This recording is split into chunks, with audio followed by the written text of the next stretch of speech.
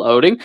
What's up, everyone? Welcome to this episode of Galactic Nerd Outpost. I am your host, Joey McGee, aka Gojin the Makai Phantom, and joining me is Kaiju Cody. Let me talk to you. Trevor, Trev Tom's Cult Movie Reviews. Howdy, everybody. Toku Punk, well, Futa Punk is what he's known as. Oh, hello, chat. What's good? Jerking off the Futa right now. No. And Minecraft World. Heyo. And today, as you all can see from the title and thumbnail, we are looking at both the Fantastic Four movie of the MCU and Jurassic World Rebirth. That's right. We got a lot to talk about, something that we're very passionate about. Trailers, and more trailers. Great for out-of-state vacations with your family, or to even live in, depending on the model or the park that you put them in. And speaking of being parked, Joey, quit bending over. No one's going to park in you backdoor trailer park slut. Toku Punk wants to. You keep calling me gay, yet you keep saying the gayest stuff to each other all the time. I mean, the stuff he is saying is quite joyous, so... That was actually pretty funny. But before I ask, first I want to know, how is everyone today? Meh. I'm 50-50 dealing with anxiety issues, but I don't want to get into that right now. I know that feeling too much. You know, Yeah. I gotta be honest. Life has been kicking me in the ass a lot lately. But honestly, just getting to be here and getting to do this with you guys, it honestly means a lot to me. It's cheering me up quite a bit. As you can all tell. Yeah, 100%. Yeah. Yes, and also, Cody, life finds a way. Ah, my bad. Let's go! I see what you did there. Don't do it again. I'm just kidding. Do it all over the place. That's what Toku said. Toku would 100% do you all over the place. Now, only Lupin and Connor. Wait, you do them? Do you make them wear a pretty little dress too? No. Dude, looks like a lady. He has his own, Ultraman themed Diddy party, and we go in there, and Lupin comes. Why specifically Ultraman themed? It was his idea because him and his friends. Hello, he's the Toku Punk, remember? And I know! There are plenty of other tokusatsu franchises that you could draw from, but why specifically Ultraman? Because it's Ultra! The most. And just like the 4Kids America teacher theme, searching for a man with all the red stuff. You went into excruciating detail on that, Toku. You've thought a lot about this, I swear. Well, I think a lot One of dirty things. mind. Oh, you have no idea. Dirty perverts! But what about you, Trevor? How about your day? Oh, I'm doing pretty good. Just having the bipolar Texas weather. The last few days have been like in the 80s, and today I woke up and it was like 39. So it's like, what the hell's going on? Man, Texas is something else. Yeah, that's for sure. But yeah, anyway, other than that, doing pretty good. Yeah, good to know. Mhm. Well, that said, let's get on with the first trailer. Okay, so we are saving the best for last, so we're going to start with the Fantastic Four The trailer. good one. Oh, start with the best already. Nice. The thumbnail says it all, Toku. I mean, Futa. It don't matter. I can think what I want to think. That would have been funnier if you had been like... That would have been funnier if you had said it the other way around. The thumbnail says it all, Futa. I mean, Toku. Yeah. And yeah, you can think what you want to think. You are allowed to think boys in dresses are hot, Toku. You can't even be mad. You set yourself up for that one earlier, Toku. Depends. Okay. Yeah. Also, while we're doing this, I'm just going to be working on some homework that I have to do. But the homework that I do have is actually relevant for my comics class. So Is that so? yeah. Right on. Yeah, we actually, in my comics class, we talked a little bit about this trailer and just some of the stuff. My comics teacher is very excited for it. So. Oh, right on. Okay, let's do this. Everybody shut the fuck up, especially you, Joey. I don't want to hear a word out of you. Wait a minute, even though this is your channel, what the hell am I doing? No, you're doing the right thing. Keep going.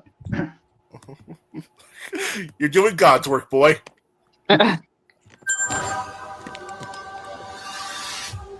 Welcome to the Baxter Building. We make a point to do family dinner every week. Sunday at 7 on the dot, no matter what. We're all here. Herbie, how's that sauce coming? Okay, a few things I already gotta say. First off, Herbie. Yes. Secondly, Long time no see. Secondly, I love the visual aesthetic that they're going for. Retro futurism, for lack of a better term. Same here. Yes. This is a really, really nice aesthetic. Mm-hmm. Yes. Yeah, so I actually have something to say about that. One of the few MCU things that I have watched post Endgame was WandaVision, which, the first few episodes leaned into that 50s television aesthetic. Right. And the director of those episodes was Matt Shackman, who, for us Monsterverse fans, he also directed some episodes of A Legacy of Monsters. But I bring him up because he's actually the director of this movie, and he's bringing that retro aesthetic sensibility to this trailer, it seems like, and hopefully the whole movie. Oh, I did not know that he was the one that was making this movie.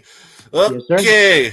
Yes, cool. I don't know how to feel about that exactly, but WandaVision was fine. You already know me. I like Legacy of Monsters, but hey, it is what it is. Legacy of Monsters is peak Monsterverse, and I'll die on this hill. Well, he directed the first couple of episodes of Monarch, and he really set the stage for that whole show. So, and wasn't he also the showrunner on that show too? I do believe so. He was one of them. Oh, right on. I'm gonna pull up his Wikipedia page.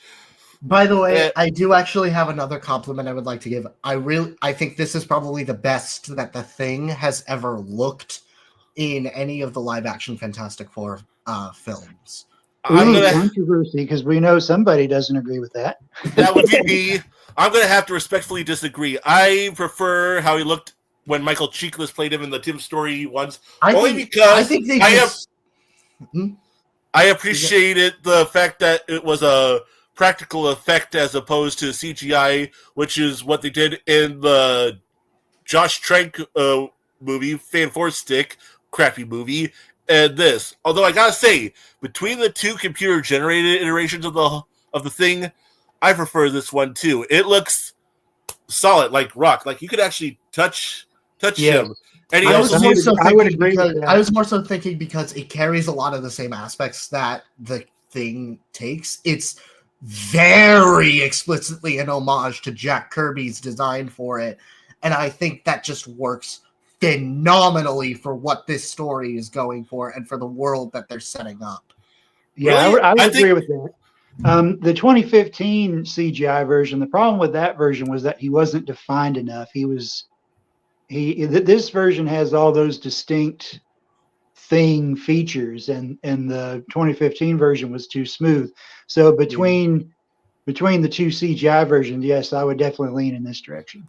Not to mention the 2015 version was naked. Something I want to say about the original Fantastic Four movie. I haven't seen it in years, but I loved that movie growing up. I was also a big fan of The Thing, and I haven't seen the movie in years. I haven't even seen clips in quite a bit, but I have seen images of it. I still think that Thing looks really good. He looks very rock solid. The accent, he's intended. Yeah, yeah, but. When you see his face, like, for example, he's also really smooth at emoting since, well, the practical effects merge with the actor's actual appearance, I believe. This is just me going off images since, again, I have not watched the movie in years. Now, this by design is more like the original The Thing. I'm fine with that.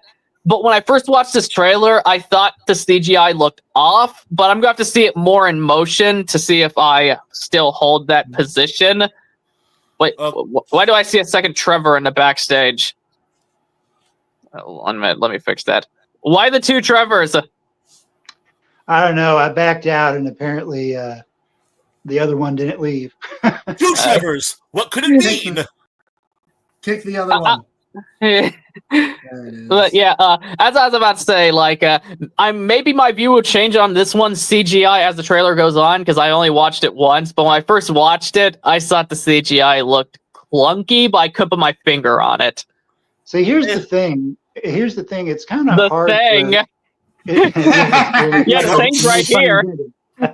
It's kind of hard for us. It's kind of hard for us to fully accept a Rockman because we don't see those walking around every day. Even whenever he was practical, he still didn't look like something natural.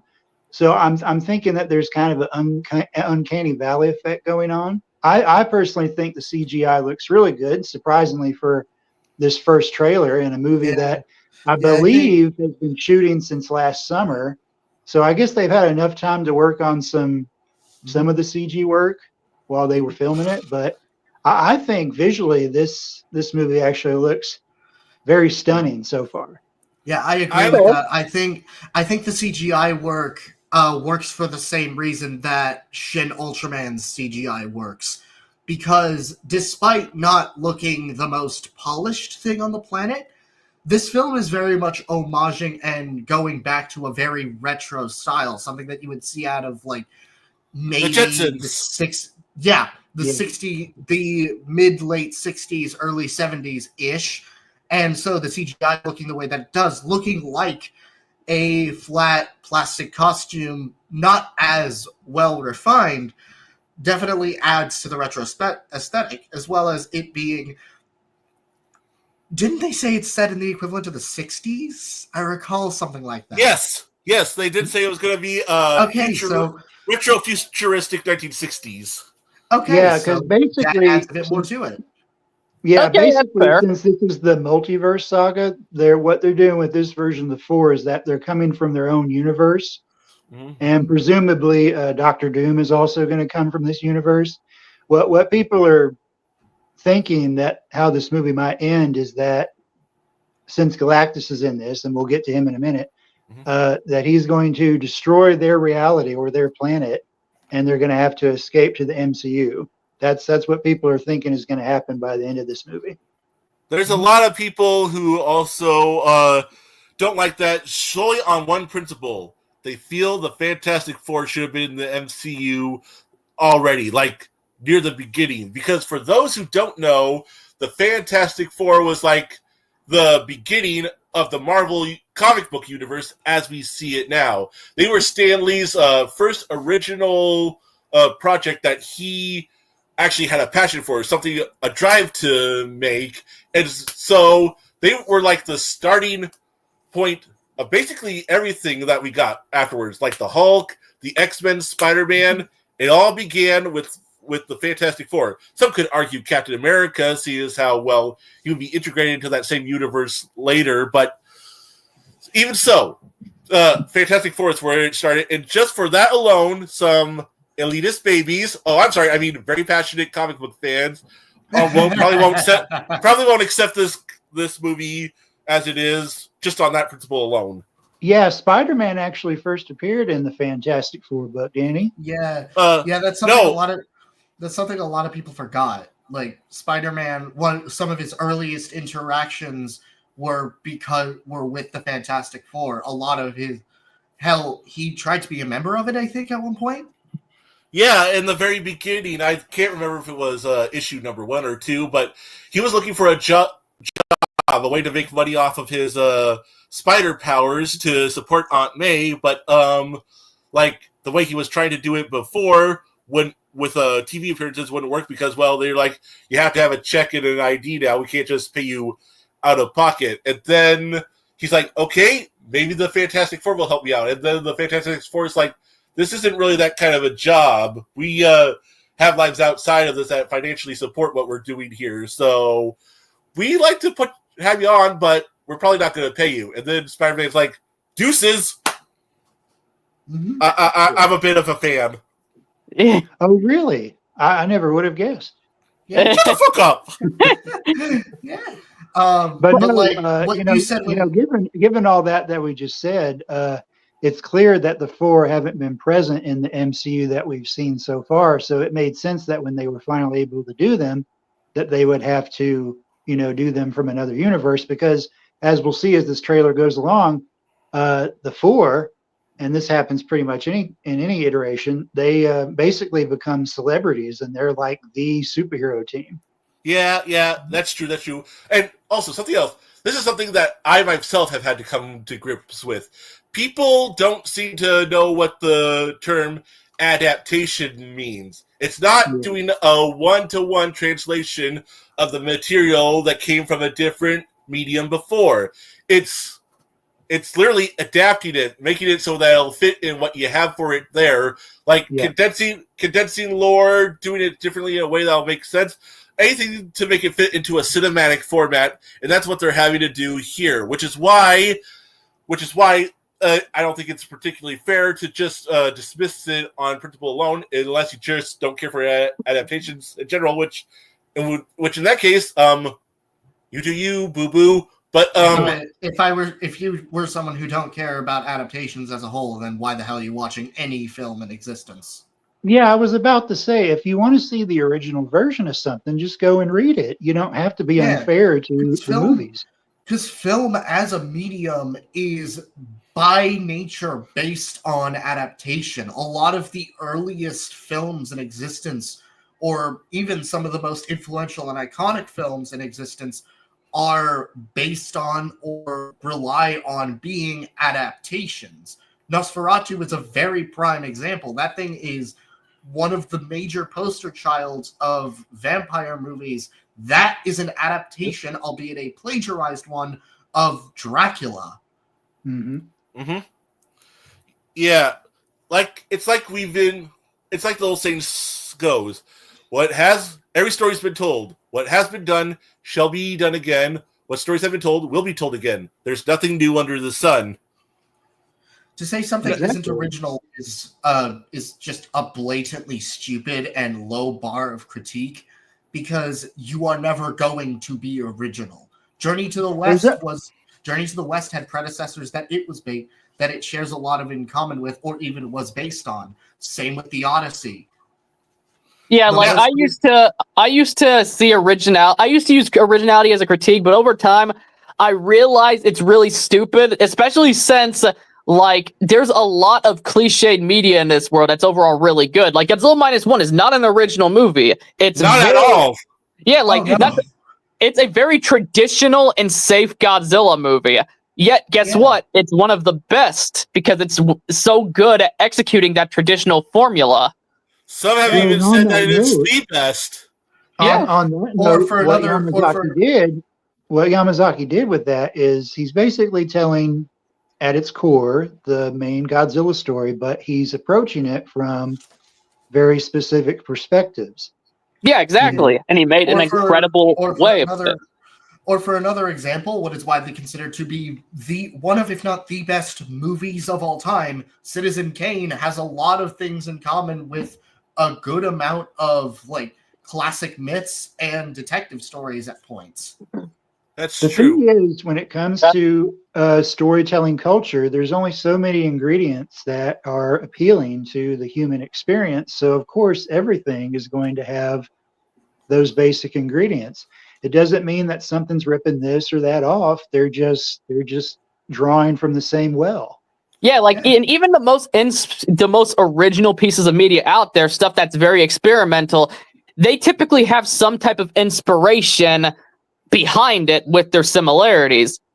Yeah, you're telling the same stories, but you're telling it from your perspective. Yeah. Perspective. Now, having said that, that doesn't mean that you can't try to strive for coming at a different angle, a story at a different angle. If you see a fresh take that you think will work, by all means, go for it. Yeah, and also, to be fair to the people, if you can't accept the fact that a certain story's been told or you've seen this it told a specific way too many times, I guess that's a you thing that you have to reconcile with. I don't know. It's complicated. Well, and it's like Minecraft said. Sorry to interrupt you, Cody. It's like Minecraft said. If you're not interested, then why are you here complaining about it? Exactly. That's a very good point. Yeah. So there you go. I guess I better start playing the rest of this motherfucker. Can you zoom in though, just so we could have a better look on everything? Like especially when you're on mobile, you can't see everything to the full extent if it's not full screen. See, this is why you stream on your computer. If you I need a new computer. My computer's dead. Oh, right. Yeah, and I'm a broke bitch, so I still don't have it yet. Fair enough. As you command, my master. Obey your master. Master. Oh, there we go. That's a lot better. Baby. Yeah, I'll be the judge of that.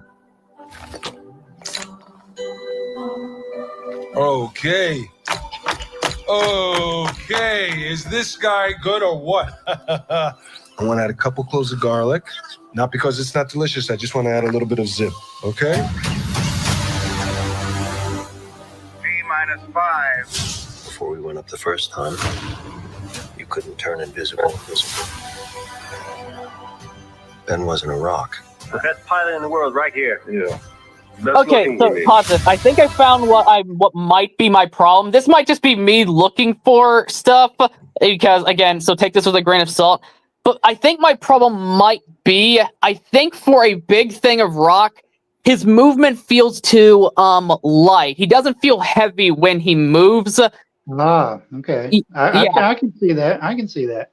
Yeah, like he's able to just move his body like a normal human being and his mouth. And that's just something that I think that's really been bothering me. I couldn't put my finger on it originally, but now that I'm analyzing it and looking closer at it, I think that might be the case. I also think his shading might be a bit off. Mm-hmm. I could be wrong about that, as I think he might look a little the lighting looks a little off compared to the environments around him. But the biggest issue isn't the shading. But it's the fact he seems too light. Yeah, and to your point, Joey, like in the 2000s movies, they made a big deal about how heavy he was and how when he interacted with the environment, that he would basically just make everything shatter. Yeah, exactly. And here he just seems like a normal human being, not something made out of rock. Yeah, that's a good point. I can see where you're coming from in that regard. If I may, I think that this might be at a certain point where he's actually been able to adapt to using his big rocky body. So it makes sense he would be able to move more naturally and interact with his environment more naturally because he's already gone through the steps of learning how to do that. To some extent, in a meta sense, they know that the general audience has seen this story at least twice before, so they're kind of hoping that people know the general gist of how they became, the Fantastic Four. So they're kind of sort of jumping into an already existing continuity. That's an understandable argument. I guess we'll just have to kind of see when it comes out, because I could see that being the case, but also knowing how MCU is very up and down with its CGI due to them treating their workers like absolute garbage. It's also, you also got to see where I'm coming from. Oh, I absolutely do. That makes sense. Like the main thing I think of is, and I don't want to trash this too much, is that She-Hulk. Definitely, there were times where that looked okay, and there were a lot of times where it didn't. And that's because they didn't allow their CGI people enough time to finesse that. Oh yeah, Marvel CGI animators are fucking miserable because they are treated like garbage. They hardly get any sleep, and they're not paid all that well for their work. Like when I did my video talking about -1's work environments actually being good, I used examples of America actually treating their employees like shit. And there's some really foul complaining that went on about how the people who worked on the MCU was treated. Honestly, I feel very sorry for those people, especially when you look at, like, on the latest Thor movie, you had people involved with the movie laughing at the CGI quality. And it's like, that kind of upset me, because it's like, you treated them like this. Yeah, that just poured salt into the wound. I already when I saw that, because I have Thor: Love and Thunder as my least favorite film ever made for multiple reasons. That I still poured haven't salt into seen the it. wound very much. Not just Yeah, because you're making fun of bad CGI. It also just shows contempt and ignorance, like what Taika Waititi was consistently saying. It added credibility to the fact that he didn't know the source material and didn't give a crap. He was Yeah, also exactly. taking those workers for granted, is what he was doing. Yeah, That too. because like that, you're making fun of their work when it's your fault why their work looks like that. It's Really? your vision and you're laughing at it. It's your Yeah. vision. They tried their damnedest to give it to you, and you're laughing at them for it. Well, it Yeah. also doesn't help that they have these very structured schedules where they have to have certain things come out at a certain time in order to understand what the tapestry of the universe is. And that really put stress on everybody. It also didn't help that COVID put a wrench in that machinery too. So, it's been a pretty messy last few years for the MCU. Yeah. Yeah, that's the cracks are really starting to show, and that's why, for a lot of reasons, people, including myself, have, for the most part, checked out the MCU. Now, And I don't want to get ahead of myself because I'm actually intrigued by this movie, but at the same time, the problem with the MCU, and I've said this to y'all in private a whole lot, is that there's too much content to follow, and because of that sheer volume of content, it's starting to affect the effectiveness of the machine, the corporate machine. it doesn't help that a lot of it also is dependent on you watching other stuff, or so they say. Like, you really need to watch WandaVision to understand Doctor Strange's Multiverse of Madness. No, you don't. I already watched that. I don't know how true that is for other stuff that's supposed to be tied in together, but I can see that being a deterrent. What they should have treated a lot of their expanded content is that it was DLC.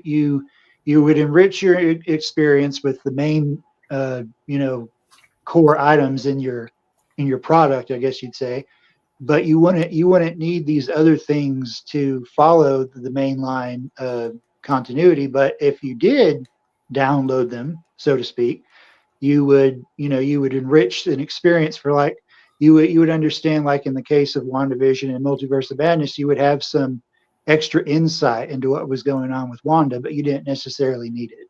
Right. Kind of like Monarch Legacy of Monsters with the Monsterverse movies. It does enrich your experience, but you don't necessarily need it to enjoy the movies. That's more so It's still the best thing in the Monsterverse.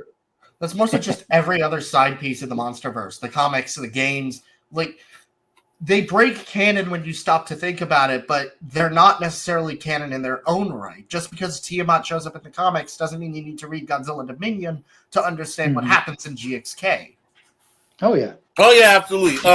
The Omni viewer, even though a lot of people have a mixed opinions on him, he did a great job breaking down the levels of canon in the Monsterverse, like what's hard canon, what's soft canon, and so on and so forth. So I highly recommend people check that out to get a better understanding of what drives the overall canon of the franchise and what doesn't. And see, that's the problem here with the MCU, is that although opinions vary, and I should say the latest phases of the MCU, basically they're saying you're required to have to see all these things in order to understand the full picture. And I think there are some things that have been impacted by that, but like Cody said, even though I had seen WandaVision, I could enjoy Multiverse of Madness by itself because at the end of the day, it's a Doctor Strange sequel. So, Right on. For me, just to be perfectly honest, upfront with everyone, I lost interest in the MCU a long time ago, and only try to get in when other people invite me into experiencing the newer stuff. I just thought that Endgame was a perfect note to go out on, and I felt content stopping there. But American Hollywood media, stuff like that works. It's like, gotta keep going forward because you gotta make that money. So we gotta milk this cow until it's dry, and when the milk's gone, we go for blood. Yeah. And well, what's funny is that they're actually going to reboot whenever the multiverse saga is done. That's really what the functional purpose of the Secret Wars Avengers movie is going to be, is that it's going to be a soft or a full reboot. Oh, how'd you know that? Well, last summer, whenever Deadpool and Wolverine really blew up, I kind of got interested in what was going on with Marvel again, and I kind of caught up on a few things, and I heard their San Diego Comic-Con panel discussions, and they were saying that the next two Avengers movies, Doomsday and Secret Wars, are basically going to be the end of the multiverse saga, and that's whenever they're going to reset, and that's when they're going to really focus on introducing the X-Men, their version of the X-Men. And the X-Men will be the driving force of the next phase of the MCU, and possibly the few after that. Yes, in fact, it's being called the Mutant Saga. So there you go. All right, I like the X-Men. Oh, sorry, I lost myself for a second. You got to also think that even though the Avengers and everybody were promoted because Marvel didn't have all their toys, and they became the pop culture icons because of the MCU, the flagship characters of Marvel are Spider-Man and the X-Men. So they can have a whole universe devoted to just them. For sure. Okay, I guess I better play the rest of this motherfucker. Yes, sir. And Johnny never caught fire. Ben has always been a rock. Johnny is Johnny. Hi. And I am right here. Hey, Cody, can you Whatever pause it? life throws at us. I do want to state one thing about Pedro Pascal as Reed Richards, and I do agree with Tony Viewer on this. He does not look like Reed Richards. Yeah. He's in this because he's a popular star. That's pretty much what it is. Nothing against great Pedro actor. Pascal. He's a decent actor, but dude, that does not look like Reed Richards. I was gonna save the actor stuff for after the trailer was done with, but I guess I'll say it. Just from a visual presentation, it's true. None of these actors really look like the character they're supposed to be, except for the thing because Suchi. I would say the actor for Johnny looks like him pretty well. No, I don't agree with that at all. I think he's too old for the role. They're trying to so desperately to make him look like a kid when you're all like, that's a grown man. That is not someone who's just came out of college. That is a 30-year-old man. That's a 30-year-old ready to start paying taxes. I hear this is supposed to take place, I think, at the end of the Fantastic Four, a very late in the Fantastic Four. And I think it's called First Steps because they're gonna have the baby at the end, and that's why. So I look older, I guess. Oh yeah. You reminded me of something, Toku. I think Franklin Richards is going to be in this. You know what I miss? I miss Jessica Alba as the Invisible Woman for reasons. Okay, so Cody, let me tell you why I wanted you to pause this. I really like the line from Sue where she kind of just eases Reed's concerns by just saying that it's business as usual. That's very motherly and very comforting of her, and that's very in character. That's Sue. That's Sue Storm. Yes. And also, I think Vanessa Kirby, I'll be honest, I'm mainly reacting to her attractiveness. I think she looks pretty on par for the part. So, she's not bad looking. She's not a bad looking woman, but I don't know. So, but Jessica Alba, half of the four are on point, and the other two are kind of like, eh. I will say Pedro Pascal is a great actor. I loved him in The Last of Us, for example. He was fantastic as Joel. But yeah, I don't think he looks the part. No, here's my thing with Pedro Pascal. Some people, including one of our friends, we love you, by the way, has been saying, I'm so sick of seeing Pedro Pascal and everything, and I'm just right. That's what a movie star is. When someone breaks through the ceiling, they shoot to superstardom, and everyone wants them. That's what happened to Arnold Schwarzenegger. That's Sylvester Stallone. Will Smith, Johnny Depp. We're seeing a modern version of that with Pedro Pascal. So I don't see the problem with him getting roles when he's this actor that everyone wants to see. but I don't want to see him. When an entertainer hits it big, they definitely have their time in the sun, and they get all their worth from it whenever they can. For sure. And me, I like Pedro Pascal. I would actually say I'm a fan of his. I've liked his performances in everything I've seen of his. Game of Thrones, The Mandalorian, The Last of Us. Okay, this is mostly television shows. I have to check out more of his movies, but he's in The Live Robot, and he did a pretty good job as the Fox. Oh yeah, that's right. That was him, wasn't he? Wasn't it? But yeah, I consider myself a fan of his. So that's why I say, even knowing I have a bias towards him, no, he's not Reed Richards. It's not even that he doesn't look like him. To me, he doesn't feel like him. From the few bits of his performance I get, it just feels unnatural to me. Like, maybe I'm just typecasting him because of the parts he's played before, but it feels so out of sync with what Pedro Pascal has been as characters up to this point. Yeah. What Mr. Fantastic Reed Richards is supposed to be and what Pedro's bringing to the role, I just don't get it. Maybe that's just a me thing. Mm-hmm. But so, I give him credit for the fact that he is trying. Yeah. So of the live action Reeds, would it be safe to say that you prefer Johan Gruffudd from the 2000s movies? I'm gonna keep it $150 with y'all. I prefer everyone from the Tim Story movies. I said almost original, but that's not accurate. That's not original. They're not the original either. The Roger Corman movie is the original Fantastic Four movie. Man, so many people have been saying that in conversations. It's hilarious, especially like on Discord servers. It's like, yes, but that wasn't actually released. So I'm talking about the 2000s movies. Well, it's been released unofficially. Yeah, only the hardcore nerds are going to seek that out. Let's be honest. And we've seen it, but that doesn't. Why you gotta call me out like this? because it needs to be done. I haven't seen it. I've seen it. I don't care to watch it. I think I saw it on Vimeo years ago, so it's out there. You just got to go looking for it. But yeah, something I want to say. I also agree that I think the entire cast of the original films fit the roles better. But again, that's what I think of when I see Fantastic Four. I loved those movies growing up, especially the first one. I've also played a lot of the PS2 game growing up, which I don't know how that holds up. I'll probably buy it eventually just so I could replay it and nostalgia's sake, the novelty of owning it and all that stuff. But I don't know if that game's still good today or if it's one of the many bad movie license games of the era. To your point, Joey, those first two Fantastic Four movies, they really go together well with the Raimi Spider-Man trilogy, because I always felt like those group of characters would easily cross over. Yeah, I always kind of wanted to see that growing up. I always wanted to see them, Ghost Rider, Nicolas Cage's Ghost Rider, and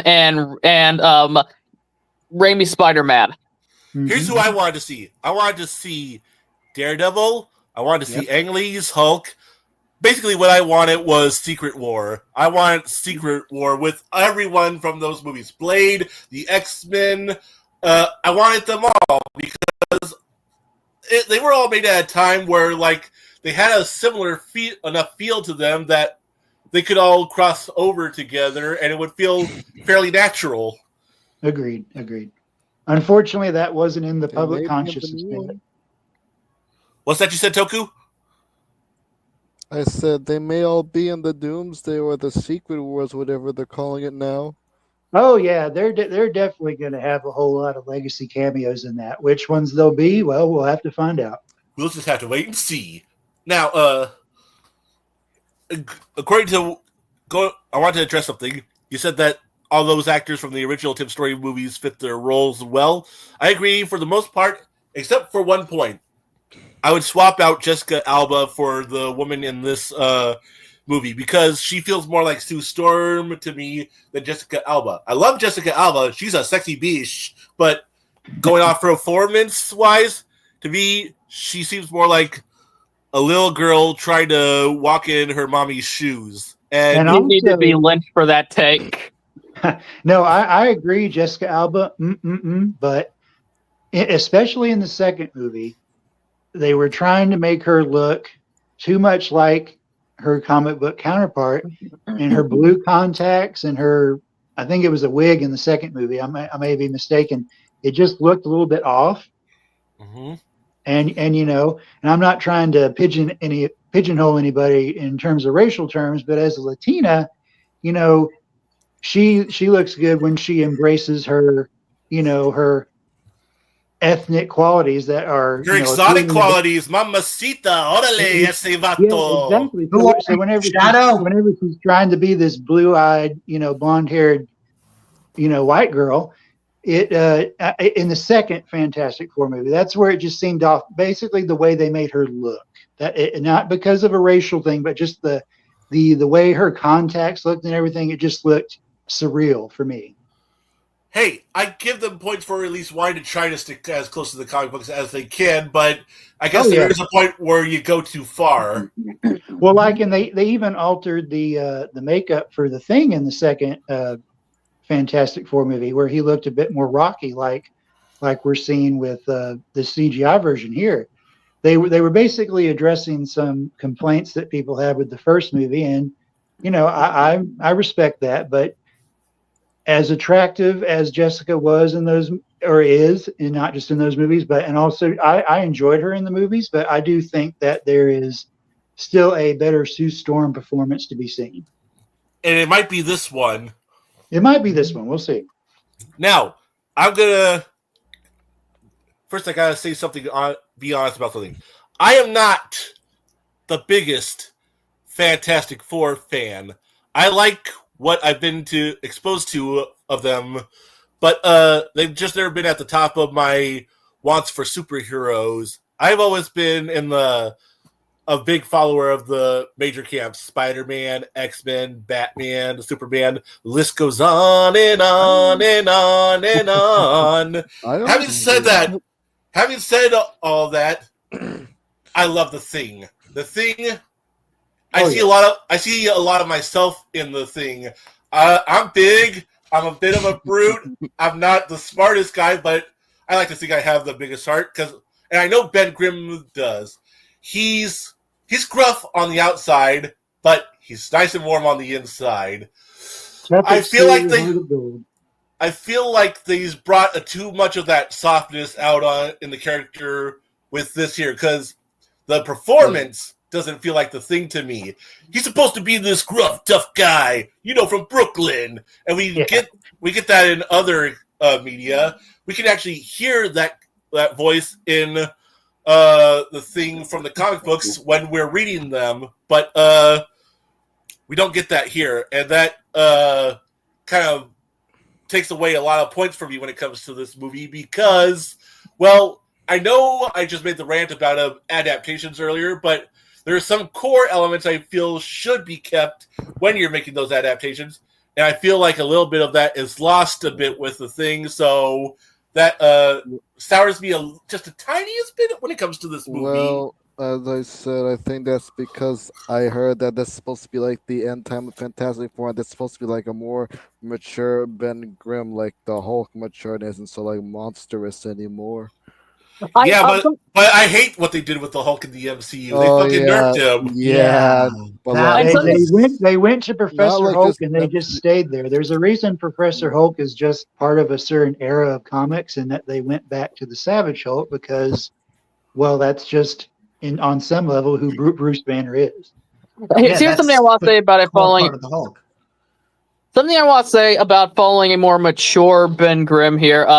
I think that can work, but I also think it can be used to kind of, you know, lazy off any leg work they'd have to do to give him character development of being up to that point. We'll have to see what goes on in this movie and later MCU editions, but that can go either way. If there's more legwork to do for his growth, sure, but if they're just doing this and he stays the same character from start to finish, that's a problem. For sure. You got a point, actually. It's like we're following a character that's already gone through their development, and like there's nothing left to go on. That's not going to be interesting for us to follow. It'll come off a bit bland. Yeah. Like we'll have to see, but that is an issue with that is an issue in MCU has. Granted, like they were able to get away with this on Spider-Man, as Spider-Man learned a lot of they skipped a lot of Spider-Man story in the MCU, but they found a way to develop him as time goes on, as he made a lot of stupid kid mistakes around Stark. But is this gonna be like Spider-Man? We'll have to see. Raimi trilogy is still better. The Raimi trilogy was the best. Including Spider-Man 3. Anyone who disagrees with me, meet me in the fucking parking lot. I will fight you all. Let me get my shotgun. Oh yeah, you're Mexican, so you don't want to mess with the Mexicans, or they'll take you to the cartels, and oh dear. Orale ese vato. Me and my cousin Chewy, we're gonna call up our friends. We're gonna get in the lowrider. We're gonna come in. We're gonna smoke your ass. That's it. You need to meet my brothers. You definitely need to meet my brothers. Oh dear. Oh my. Is that an invitation? Maybe. You know.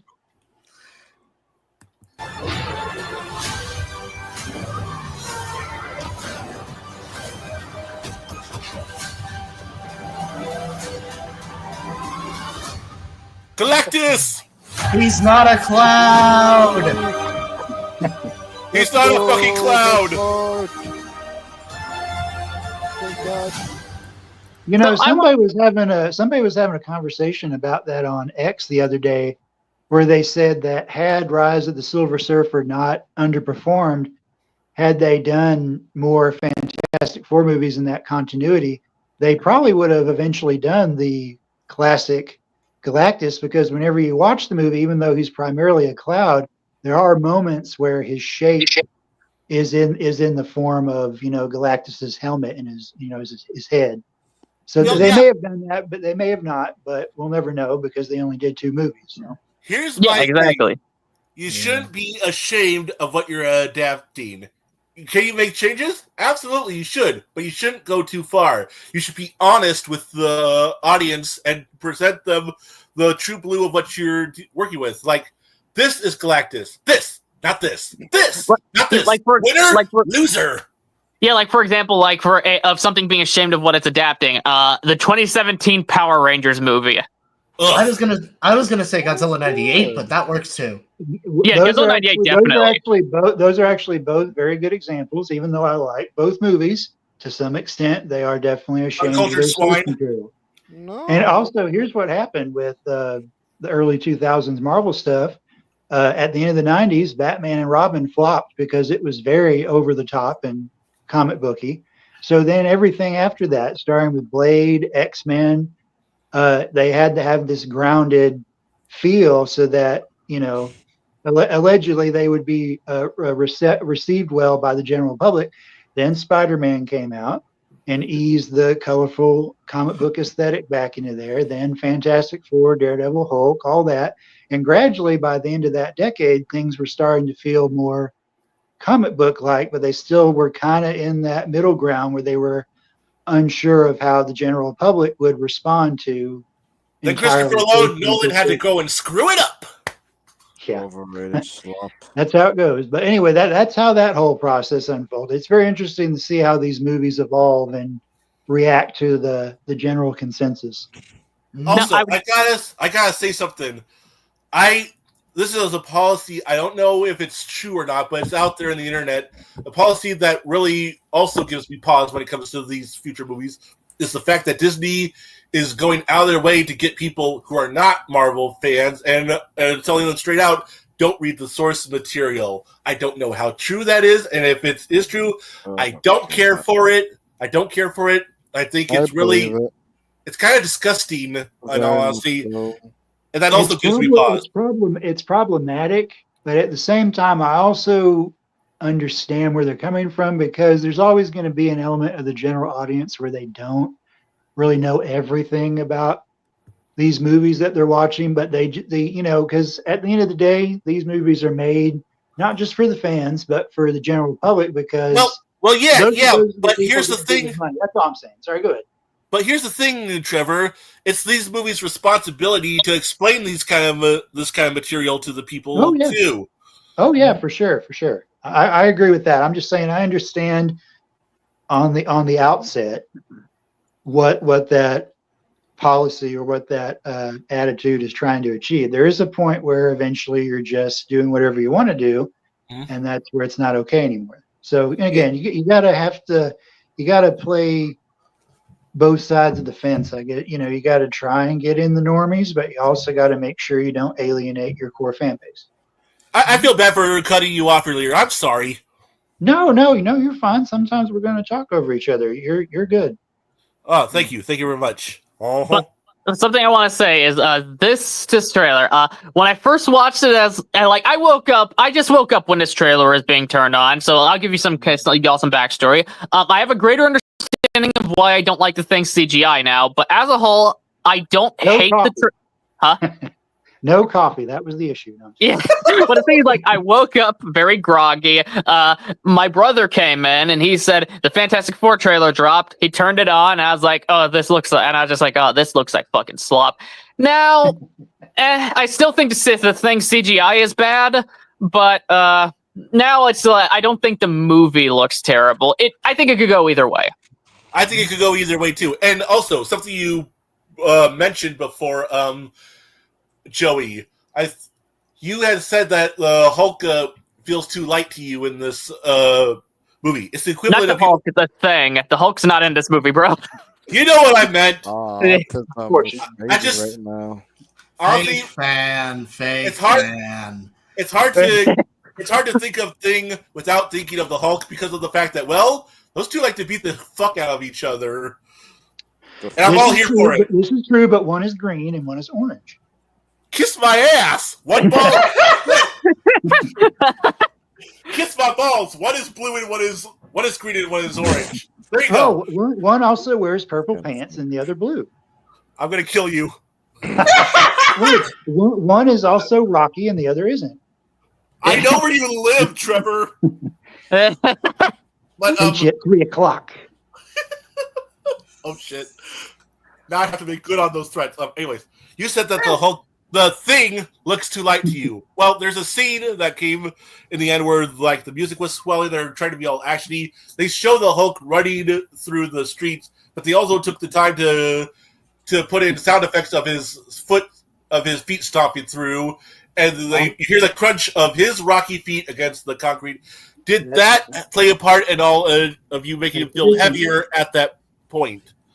Honestly, something I will say, there's sound design there. That's good that they added some sound design. But in terms of the CGI itself, he's still moving too fast and too smoothly. He doesn't feel like if you remove that sound design, he wouldn't feel any different. So I think that's on the CGI people's parts, while the sound designer gave it a little bit more weight. On its own, if we're just going by just CGI, I don't think it's really any better. I think that was one of the parts. That's one of the parts that I thought about was okay, he doesn't really have a lot of weight here because he's moving too smoothly. That's a good point. And giving the CGI artist benefit of the doubt, they may also be acknowledging that he's been the Thing for a while, so he may be behaving, or he may be carrying himself very gently. Kind of like a Superman thing, where he knows how to hold back and make sure that he's not just smashing everything. That would be a good in-universe explanation, but it may just be something they didn't think of. So, who else is smashing everything? Oh, no. Toku Punk. Particularly if it has a penis. Speaking of Toku Punk, you haven't really been able to give your 2 cents on all of this. I want to hear from you, Toku. Oh yeah. So I quite like the trailer. I'm not a fan of Pedro Pascal, but aside from this, Chris is right. Chris is always right. He's the most base guy in the server. I like the trailer. Aside from the CGI that I agree with Gojin was saying, it looks nice. I like the Fantastic Four. I like those movies. I like the comic and that one show from 2009 to 2010. That was great. And I like Galactus, and I like that it's like an alternate universe and not send the MCU, so it doesn't have to deal with all the BS, and the more people can watch it. And I like the retro futuristic setting. And I like that it looks like a late Fantastic Four now like another origin story and stuff. And oh no, I think it's mostly good. I'd watch it. I quite like Yeah, well it. said. Here's the thing for me. Here's the thing. It's a pattern. It's on purpose. No, no. My takeaway with this is that unlike a fair share of recent Marvel output, this feels like it's something that would be required viewing if you are, in the very least, interested in the next two Avengers movies, because again, presumably this will not only set up the Fantastic Four, it'll introduce, probably in a post-credit scene, the new Doctor Doom, played by, Robert Downey Jr. And that will lead into the next Avengers movie. And something that's really bothered me about the recent MCU stuff is that we don't know who the new Avengers are. And that's also kind of affected the interest in what's going on, because see, with the previous stuff, there was always this element of, okay, we watch this leads into that, and then this gets paid off with an Avengers movie. There really hasn't been that with the recent MCU stuff. So that's something that I've wanted to see. And anyway, this basically feels like it's going to be part of a semi-trilogy, if you will, where this is the first, and then the next two Avengers movies will continue the story of this Fantastic Four. So that's why I'm interested. I will say, I'll be perfectly honest, I will not go out of my way to watch this movie in theaters. When it comes on Disney Plus, I'll absolutely watch it. But same here. In order for me to go to the theaters, it has to be a very specific thing. It has to scratch a particular itch for me, and this is not it. Like I said, I'm not a huge Fantastic Four fan. However, it looks like some genuine effort is going into this movie, and I do appreciate it, even though there are some things I find a bit faulty. Also, non-Cloud Galactus for the win. Tony J will always be Galactus' voice, but I'm curious to see what this new guy will do. Something I will say. Also, to the people complaining about Galactus' size, if you read a comic book or watch a cartoon, he can change his size, so it's okay. Don't freak out about it. It's okay. He's going to be huge. It's all right. People are really complaining about that? Oh yeah, bro. It's so stupid. Yeah, it's they don't. Oh, they for don't know what they're fuck's talking sake! about. Freaking Taurus MCU babies. Yeah. Something I do want to say, sorry to cut you off, Minecraft, but something I want to say when it comes to the theater, I love the theater. It's my favorite way to see movies. I love being able to experience it with others. I love being able to drink a fountain soda while eating a delicious meal during a movie. But also, like you, it has to be something that I'm really interested in, because I'm not made of money. So it's like, well, I would, if I had a lot of money, I'd be going to the theater all the time, even to see something like this. But I don't, so I have to be very picky and choosy on what I do go to see. Doesn't help that the fact that tickets are costing like $30 a person now, which is ridiculous. So disclaimer to what I said earlier. I'm going to see this when it comes on Disney Plus. I'm probably not going to go see it in theaters. So I'm fine with waiting for all the new MCU stuff to go on Disney Plus and watch it there. But anyway, I'm probably not going to watch this a lot of that MCU stuff because I'm just not interested. But I will watch this, and also Trevor, if you're up for it, once we do watch it, I'd be down for a live stream podcast review of the movie. Oh yeah, definitely. Provided life doesn't intervene, I'll be down for that. Yeah, go for it. Another episode of No Gojin Allowed. Yay!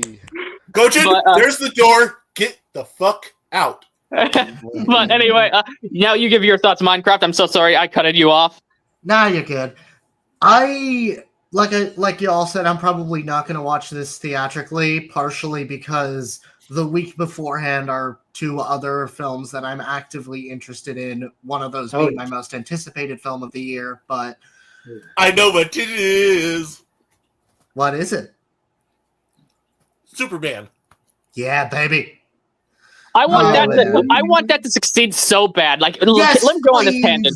I want that to succeed so bad. Save us from the Snyder stuff. No disrespect to Snyder, but Jesus Christ. I want this to succeed, not because I'm a big Superman fan. I love the show My Adventures of Superman. Fucking amazing show. Yeah, but it's I'm not, good. TSA is better. But I'm not a big fan of Superman as a whole yet. I still got to check out more of his stuff. But I want this to win, even over Jurassic World, because I fucking hate Snyder fans. They are so obnoxious and stupid. They are bitching about the dumbest things involved with that trailer. I know. I honestly feel crush bad it. for Snyder I honestly feel bad for Snyder having a fan base like that. Genuinely. Thank you, Minecraft. Thank you very much for saying that, because as a Snyder fan of the man, not necessarily all of his work, I think it's terrible that whenever his name is mentioned, the first thing people think of is the Snyder DC fans. Those are the worst. Oh, It's like people, I liked what he did with DC. I also understand why it's not everybody's taste, but that is not the only thing there is when it comes to that brand. Yeah. It can live on past that. And he's moved on. Y'all should move on too.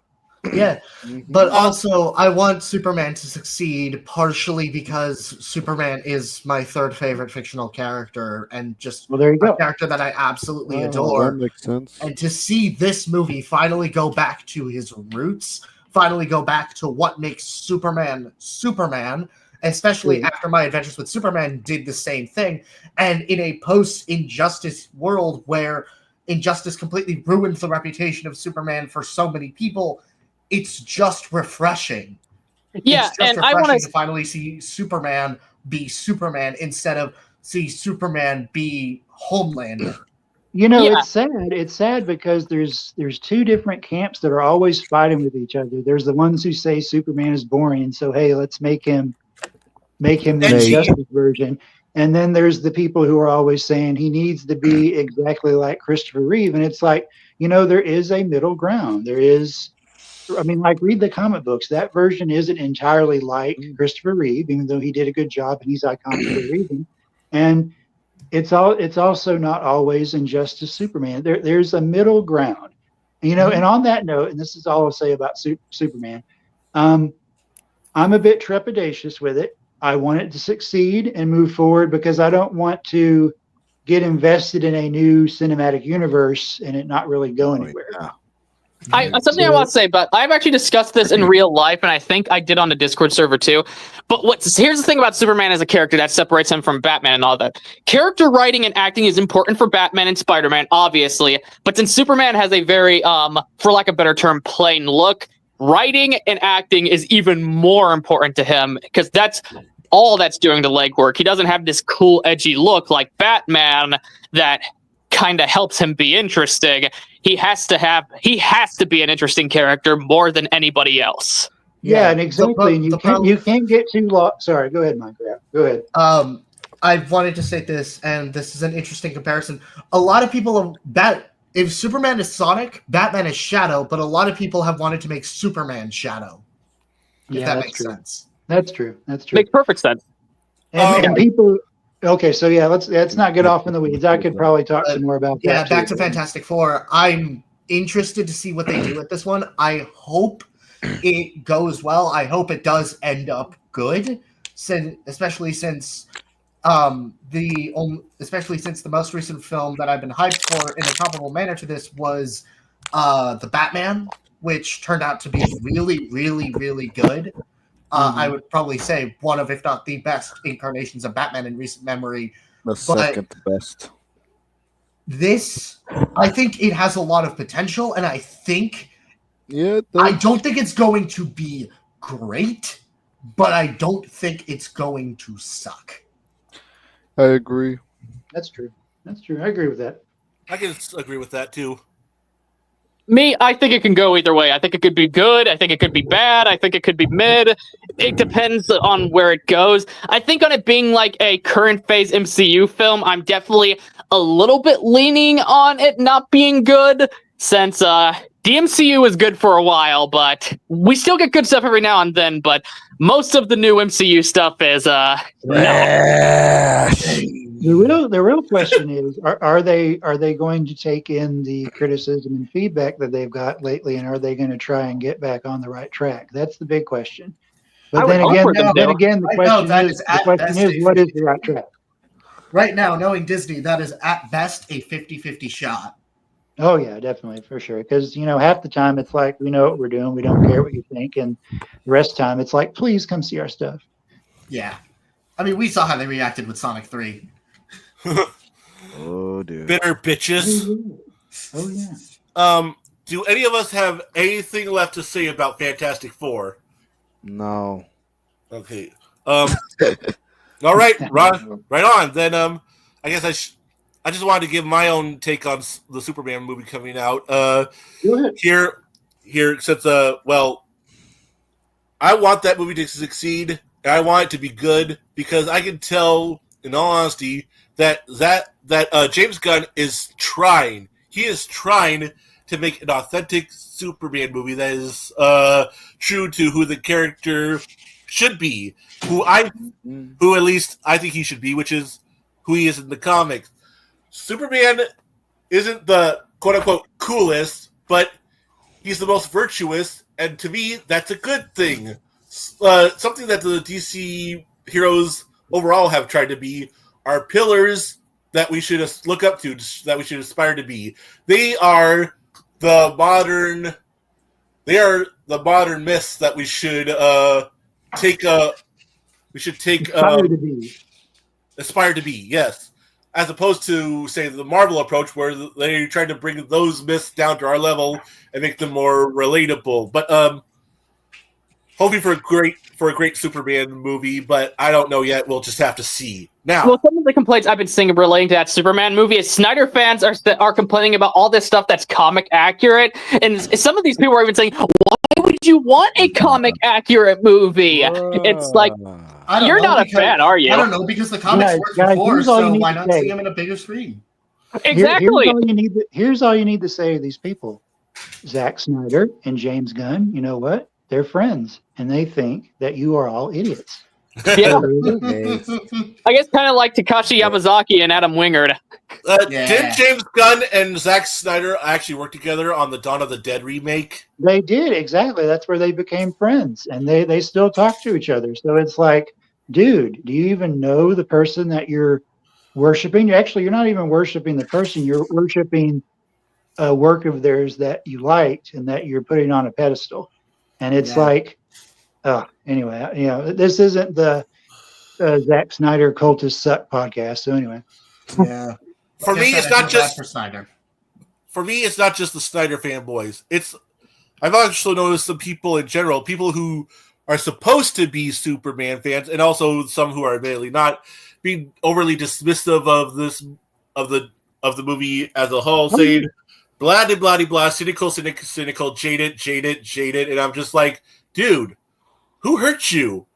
Why? And also, if you're so jaded about anything modern movie related, why are you still participating in the conversation? That's what it always comes back to. Go and do the thing that you enjoy, and quit making other people miserable. That's all there is to it.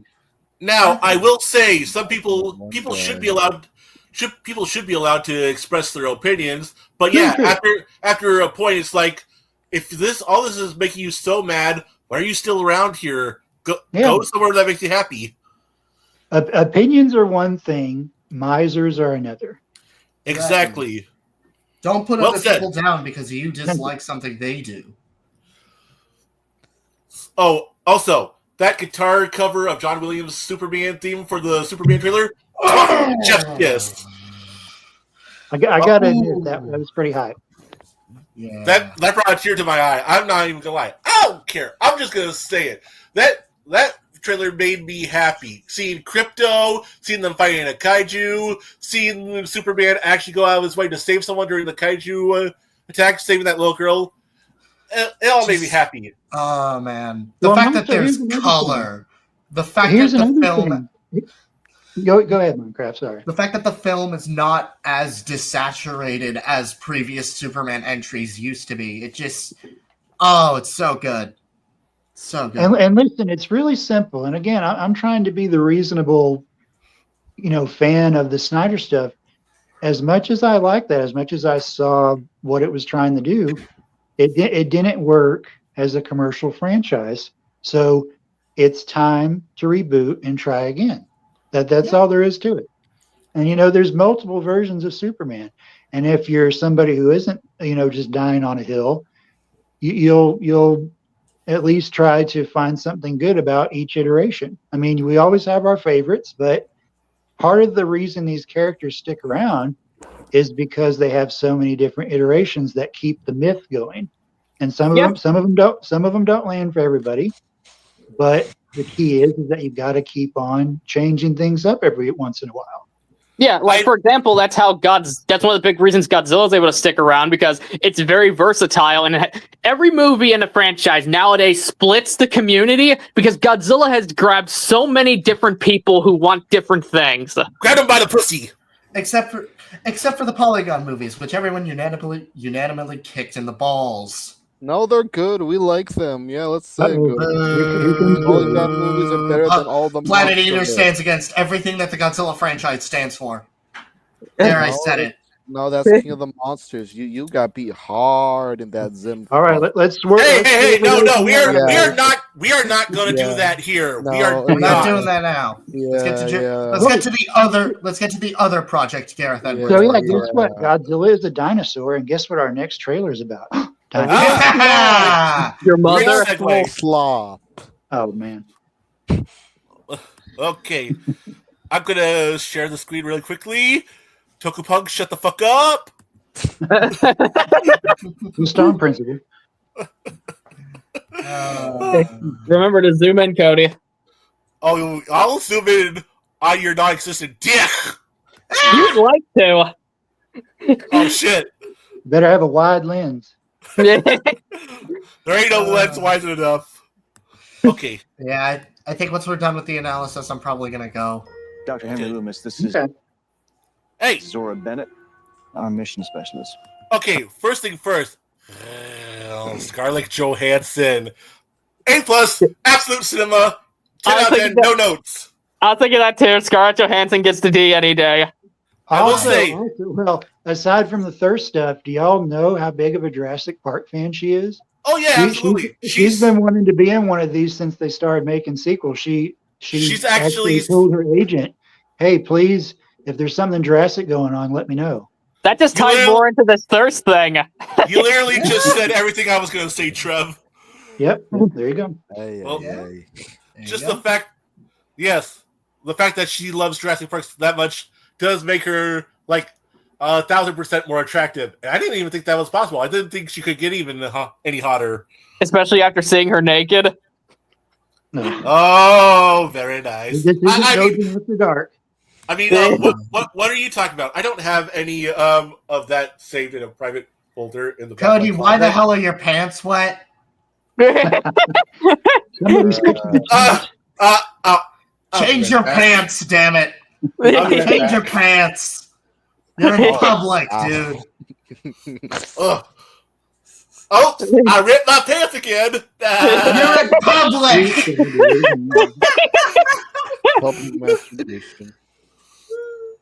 Also, just going back to this. Look at that! I love that visual symmetry that it has with the first movie, trying to homage it. People think that people dismiss fan service on principle alone. It's like, no, fan service is not a bad thing. It's only a bad thing when it gets in the. Because you deserved it. Now bend over that there log and take this spanking like a man, bitch. No. He only accepted if you put on a dress, Cody. So Cody, when you're done, there's a couple things I want to bring up about this shot. Here's the thing. I want to say anybody who complains about fan service alone is judging things on a surface level, and they don't really understand critique themselves. Because it's like, why is fan service a bad thing? Because besides the fact someone told you so, fan service is only bad as if it's shoehorned in the narrative and does it's forced in and does absolutely nothing. Like, for example, what many people, including myself, think the Oxygen Destroyer was in KOTM, but it totally wasn't. But Joey, it's catering to the slobs, the sheep. I actually nothing that's saying. But points aside, there's not all fan service is like that. There's a lot of well done fan service, and here people are going to be like, oh, fan service bad, but it's like, here it makes perfect sense. It's just a great shot from Gareth Edwards that is referencing the original movie. Right on. I will say, I'll give an example of what I feel is bad fan service. So, in Jurassic World, God damn it. The first one that had Chris Pratt, they had a subplot about kids being taken to the park because their parents are getting divorced, which is a reflection on a plot point that happened in the first movie, which is what happened with Lexi and Tim when John Hammond had them come to the park as a distraction from the fact that his daughter, their mother, is divorcing their father. And that's true. Now, this all sounds like it's very good. Like, but here's where I feel it gets soured. The kids in Jurassic World suck. I don't like them. Yeah, I agree with that too. That's actually one reason why that one's fallen down in ranking for me. But anyway, the kids in Jurassic World are they're Kennys. That's what they are. They're fucking Kennys. Based. So can I go ahead and say what I have to say about? Please. Yeah. Okay. So there's one little, conversation going around on the internet that I don't think is necessarily the case. There's some people saying that this is the skeleton of Rexy. And I think the problem with that is that this is clearly a fossil, or at least I think it's a fossil. And if she's dead, considering this movie is supposed to take place 5 years after Dominion, that's not long enough for her to look like a fossil. But anyway, the other thing that this shot is supposed to represent, based on the Variety article that was released the day before the trailer came out, is that they're actually kind of going back to something that they were talking about in the first Jurassic World, where dinosaurs have become so commonplace in the reality of the Jurassic Park movies that people are starting to get tired of them. And in the case of this movie, they're actually out there in the world, or they have been, and they've been an inconvenience for some people's lives. So there's actually in this film universe, there's actually a distaste for dinosaurs that's starting to happen. And that's one reason why they're dismantling the skeleton, because not only are people not interested in paleontology anymore, they also just are tired of dinosaurs. So that's what this shot is supposed to represent. As depressing as that is, that's actually really good world building. Because here's the thing. We look at dinosaurs like we do because they're gone. There is a level of mystery to what they looked, sounded, and acted like. And so, so we kind of associate them with monsters. We kind of associate them like we do like fictional characters with Godzilla, even though they existed at one point. They're real-life dragons, except they're not here, so they're myth. Yeah, so the fact is, if something like that was around for a while, people would get desensitized to their awesomeness, and they would just be like elephants and stuff like that. Big animals that everybody knows of. And especially if they're running around, it's like, okay, we're tired of these things. We don't want to deal with them anymore. Yeah. Kasaibu said maybe people conflate fan service with slop. They do, but again, they're missing the point. They think all fan service is bad when really it matters on how it's ingrained into the plot and if it does something for the film or straight up takes away from it. It's like, for example, people do the same with exposition, when really exposition shouldn't be a problem by principle. It should be how it works in the plot. Like back on Snyder and the Justice League. In the Justice League remake, I saw in the Justice League Snyder's cut, I saw Mahler's review of it. He pointed something out, like when the Invisible Woman wraps the thing of truth around someone, she tells the person, "This is Wonder Woman." Yeah, Wonder Woman, whatever. I was making fun of you for the Hulk, but hey, I never claimed to be a big fan. But Eat my shorts. She uses the thing of truth, and she says, "This is the whip of truth," or something. Now you have to tell the truth. That's bad exposition, because it's like, why would she need to tell him that if that gives him that ability? Then there's good fan service, like for example in Shin Kamen Rider, where the person is literally like I forgot her name, Minami Hamabe's character is literally explaining to the writer everything that's currently happening, since he was just released from his indoctrination, so it makes sense why she would be explaining that stuff. You gotta find a gray area. How dare you? I agree with that, though. What do you agree with, Toku? What he said about Kamen Rider. Yeah, like there's good exposition and then there's bad exposition. It matters if it's making sense in the universe. It depends on it. Basically, it should sound like they're explaining it to each other rather than explaining it to the viewer. Oh, by the way, Joey, the fact that you dared to critique the Snyder Cut of Justice League, you do realize what has to happen right now, don't you? Trevor's got to make you squeal like a pig, Ephraim. No, listen, really, guys, listen. If anything Snyder is not your cup of tea, I'm not going to argue with that because I completely understand it. It's just that I happen to respect him as an artist. I have no issue with Snyder as a person. I don't even consider myself a fan or hater. I haven't seen the Justice League. I just seen that clip from Mahler's review. I think it might even be a great movie. I want to see it at some point. I'd say I have seen it. Honestly, it's fine. Like, it's better than what we did, whatever the hell Whedon did, but that was that was always. Here's the thing. Here's the thing. Sorry, Minecraft. Here's the thing. You're either gonna vibe with what he's doing with his particular style that he's doing, or you're not, and that's okay. Mm-hmm. I like to throw my hat in on all the Snyder stuff on the DC movies. Man of Steel, didn't care for it. I don't hate it. Yes. It's just sort of meh. Batman versus Superman, also meh. Don't really care for it. That is the worst one. Joss Whedon's Justice League. Literally, the best thing about that was the reuse of Danny Elfman's Batman score. That was the only thing that made me go. That was the only thing that I wish had been carried over to the Snyder Cut of Justice League, but I understand why it wasn't. And as for Snyder's, go ahead. I was just agreeing with you about the Snyder Cut. Right on. As for the Snyder Cut, I actually really liked it. It was so fucking long, but I feel like it justified its length. The way they structured it, it honestly felt to me like a film version of an event comic. Like, they even had markers for different chapters / issues, like how an event comic would be structured. There's like a certain number of issues for the miniseries, and it felt like there was so much going on with that. It felt like it justified its length, and I appreciated the authenticity of a comic book come to cinema. Well, and here's another thing. Here's another thing is that you can think of that whole interpretation as an Elseworlds tale. It doesn't have to be the primary canon. For sure. Yeah. That's how I see a lot of adaptations in general. Like, for example, actually, that's basically any adaptation. Like, for example, Spawn the animated series. It's fairly faithful to the comic, but as a whole, it's also different and has its new turns of events. It's an Elseworlds tale on Spawn. That's true. Toku, you were trying to say something. What was that?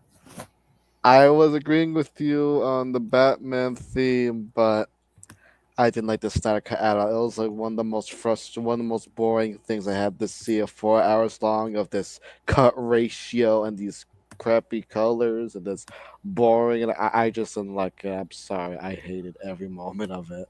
I only think two. Meet me at the bus stop at 3:00. No, I'm just kidding. Yeah, Trevor's gonna fuck the shit out of you dressed as a woman. To be honest, guys, I would actually love to talk about DC and the different iterations of that IP. Yeah, I think that would be. I think that'd be a different outfit. A different. Let's get back to our dinosaurs. Yes. Yeah.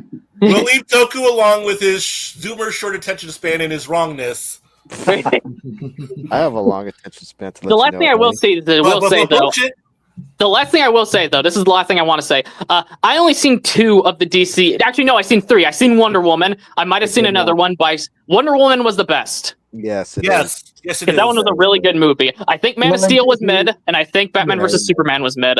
And to your earlier point, Joey, if people had seen Wonder Woman, they wouldn't need to have an explanation for the lasso of truth. So I will agree with you there.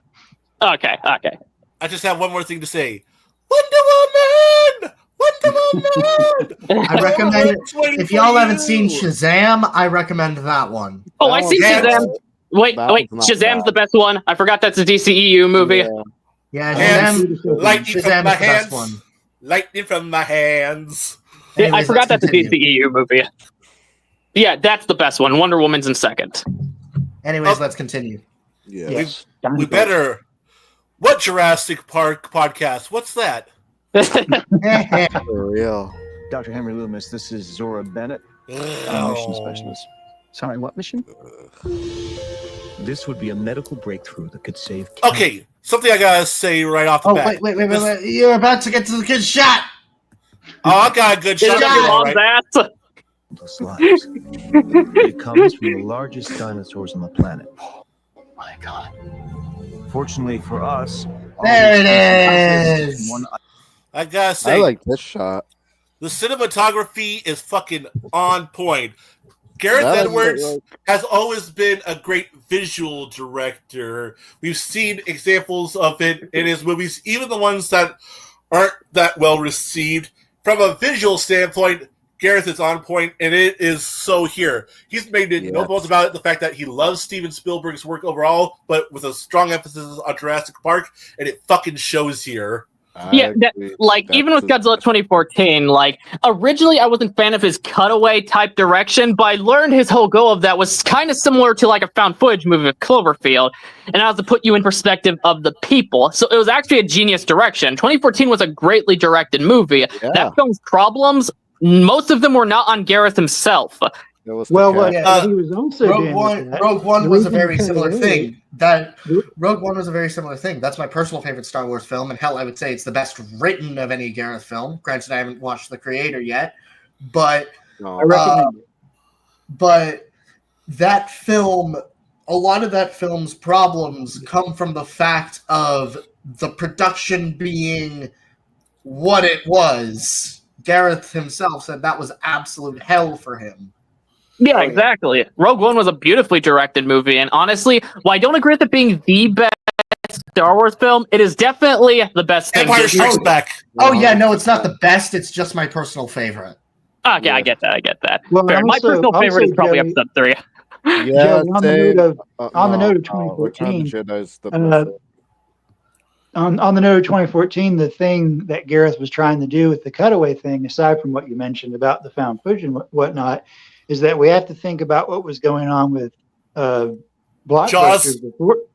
Well, that too, yeah. We have to think about what was going on with blockbusters up to that point. Is that it was the Michael Bay Transformers in your face, bam, bam, bam, hit you over the head with it. And what he wanted to do is he wanted to give the audience anticipation for the full reveal in the final fight. That's what he was trying to do.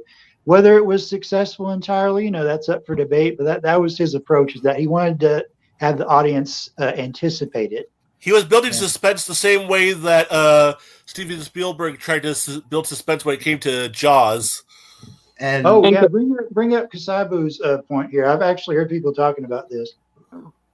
Okay, yeah. Are the Titanosaurs having frills a reference to Titanosaurus?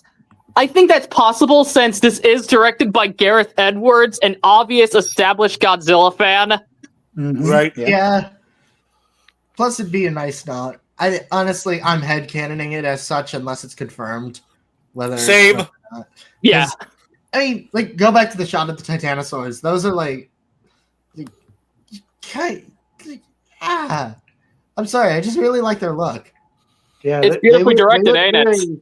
They look very exotic and very visually appealing. Yeah. Your mom's visually appealing and exotic.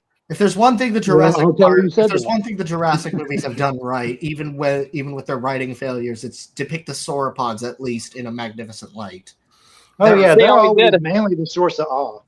Yeah, I think this shot in particular is probably when they first go to the island. I think it's probably going to be in reference due to how it's framed to how how these were the first shown in the original Jurassic Park. And looking how the style is done, I'm expecting maybe a redone or maybe the original song itself will be playing. I hope so. Yeah. I hope so. It was sorely missing throughout most of the Jurassic World trilogy. You only get snippets of it, and then I think they played the whole thing in its entirety during the end credits of one of the movies. I think it was Fallen Kingdom. But I'm just like, bro. Right. I'm just like, bro, I give us the whole what thing. G.N.O did with that, though. I did like his original themes. It helped that trilogy stand out on its own. Mhm. But I hello? do wish the original theme came back more often. Hello. I like my favorite theme of the original of the World trilogy. I think would probably just be the Indominus's theme, the Oh, yeah, slow that's pretty- burn that was for it. pretty good. It's just I rewatched Jurassic World recently, and that's something that really stuck out to me on rewatch. The music, especially with Indominus. I gotta keep it a $1.50 with you all. I don't remember a single original piece from the Jurassic World trilogy. I don't either. Well, shame on y'all. Y'all should go and watch them again. Up your butt with coconuts, Yeah. Trevor. No, he's right. I haven't watched it since it came out. Fix So, that. Lame. No, I'm just kidding. Anyway, I will say Forward. this is the best CGI out of the Jurassic World movies. Like, my God. Absolutely. Oh yeah, and to look this good so early because this movie isn't coming out till July. That's very reassuring. That's a great Yeah. sign. Yes. Thank God for this movie. Fortunately for us, all these species exist in one isolated place. Can you be ready tomorrow? I can guarantee your safety. I mean, more or less. More or Hey. less. What's going on with this? You want to give me look like a fool in front of my friends? Fuck you, bad internet connection. Fuck you. Yeah. Welcome to More or my life. less. Also, Sea Monster stream is going to be starting in 20 minutes, so I'll probably be there for him. He's your guy. Welcome back. You got to go Minecraft.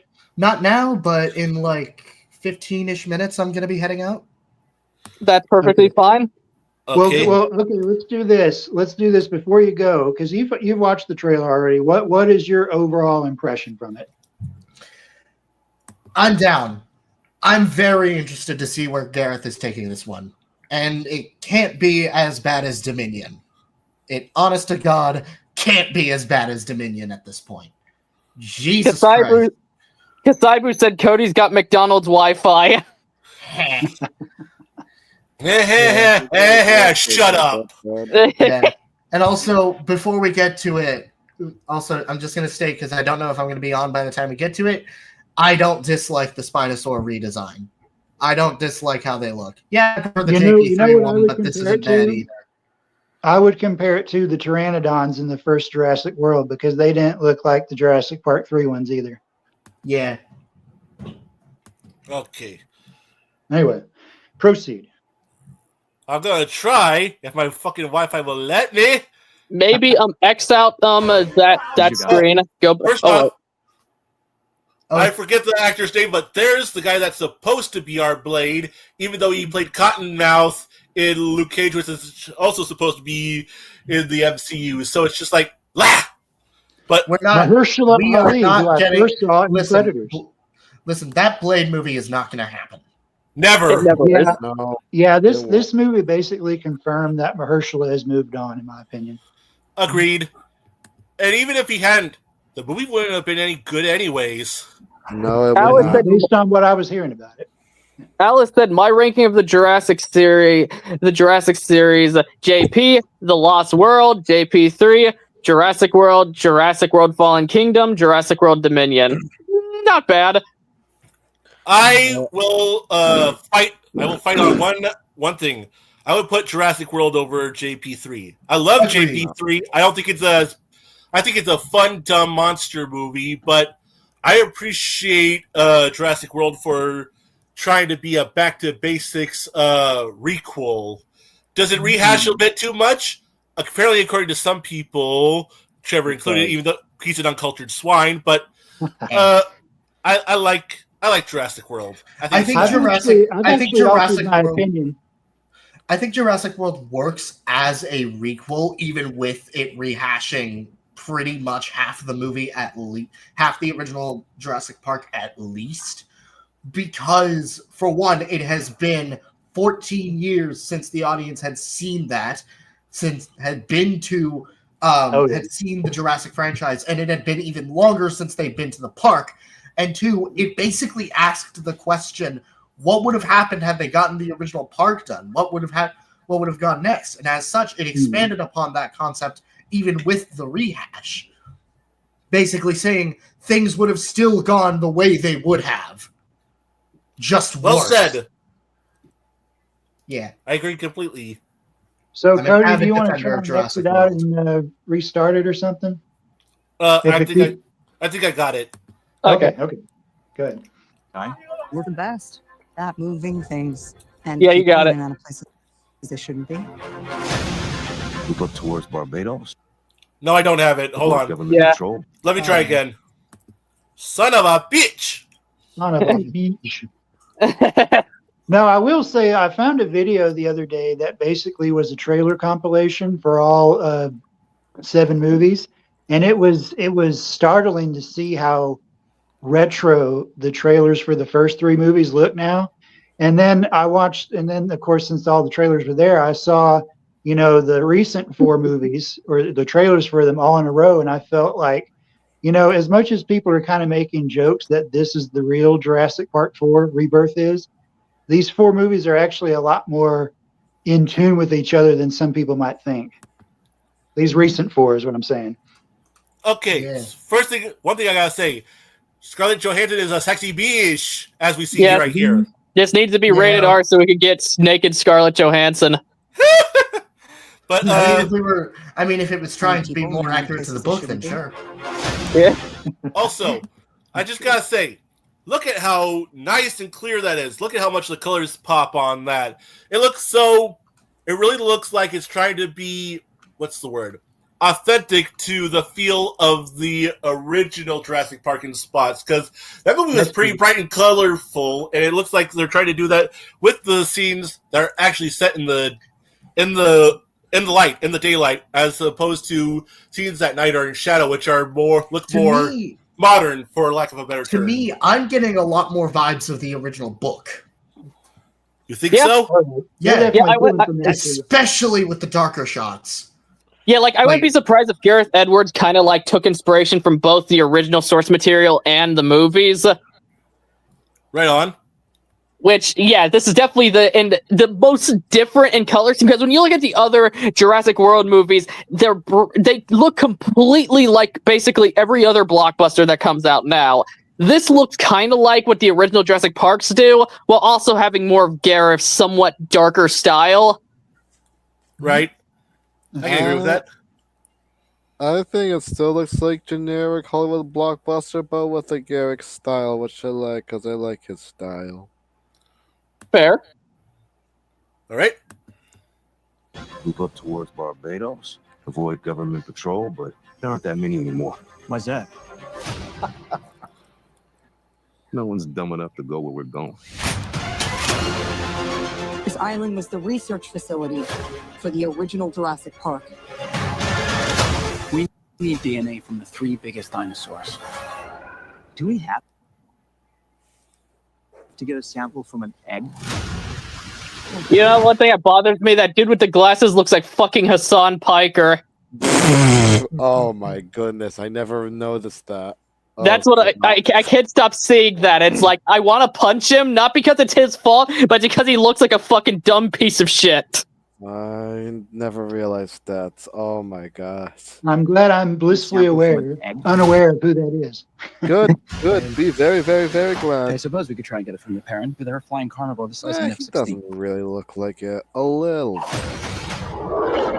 Maybe we should make it quick. Okay, so something I gotta say. I can't believe we have dinosaurs all across the world, and we're going back to a fucking island.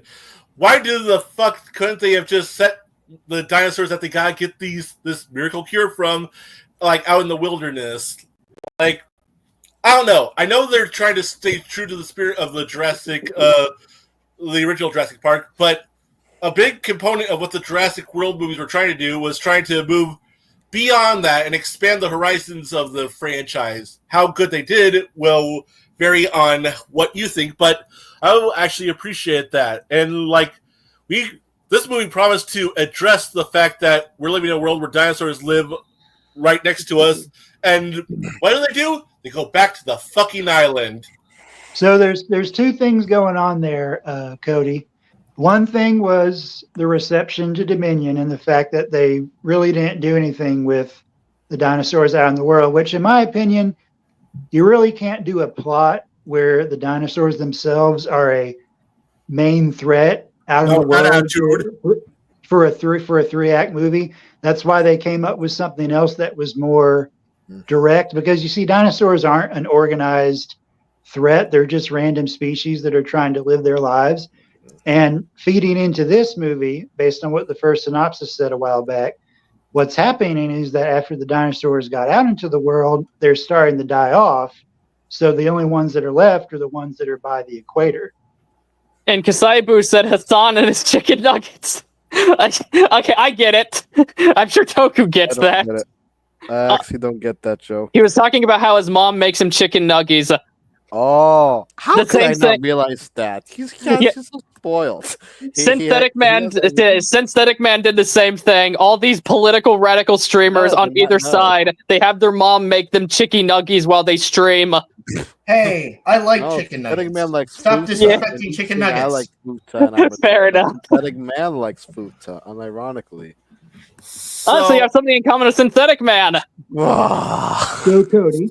So, that actually is a good point, Trevor. You know what?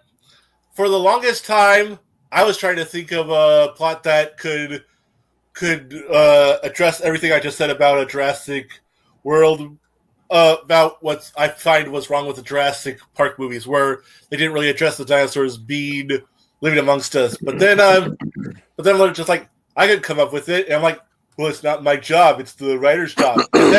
But then I'm just realizing I'm a writer. I'm a published writer. Buy my book, by the way. I'm starving. Please feed me. But I really hope not. But yeah, the everything you just brought up, that makes a lot of sense. Like, I still want to see this movie. I think it looks great personally. I was just exaggerating my meaningless fanboy gripe for comedy's sake. Unfortunately, we live in a world where it's hard to tell what's satire and who's actually means what they say. Anyone remember that autistic Sonic fan that threw the chair and yelled, "There's consequences for your actions"? That's every Sonic fan. That's every Sonic fan in the world. Hey, I resemble that remark. I mean, whoops.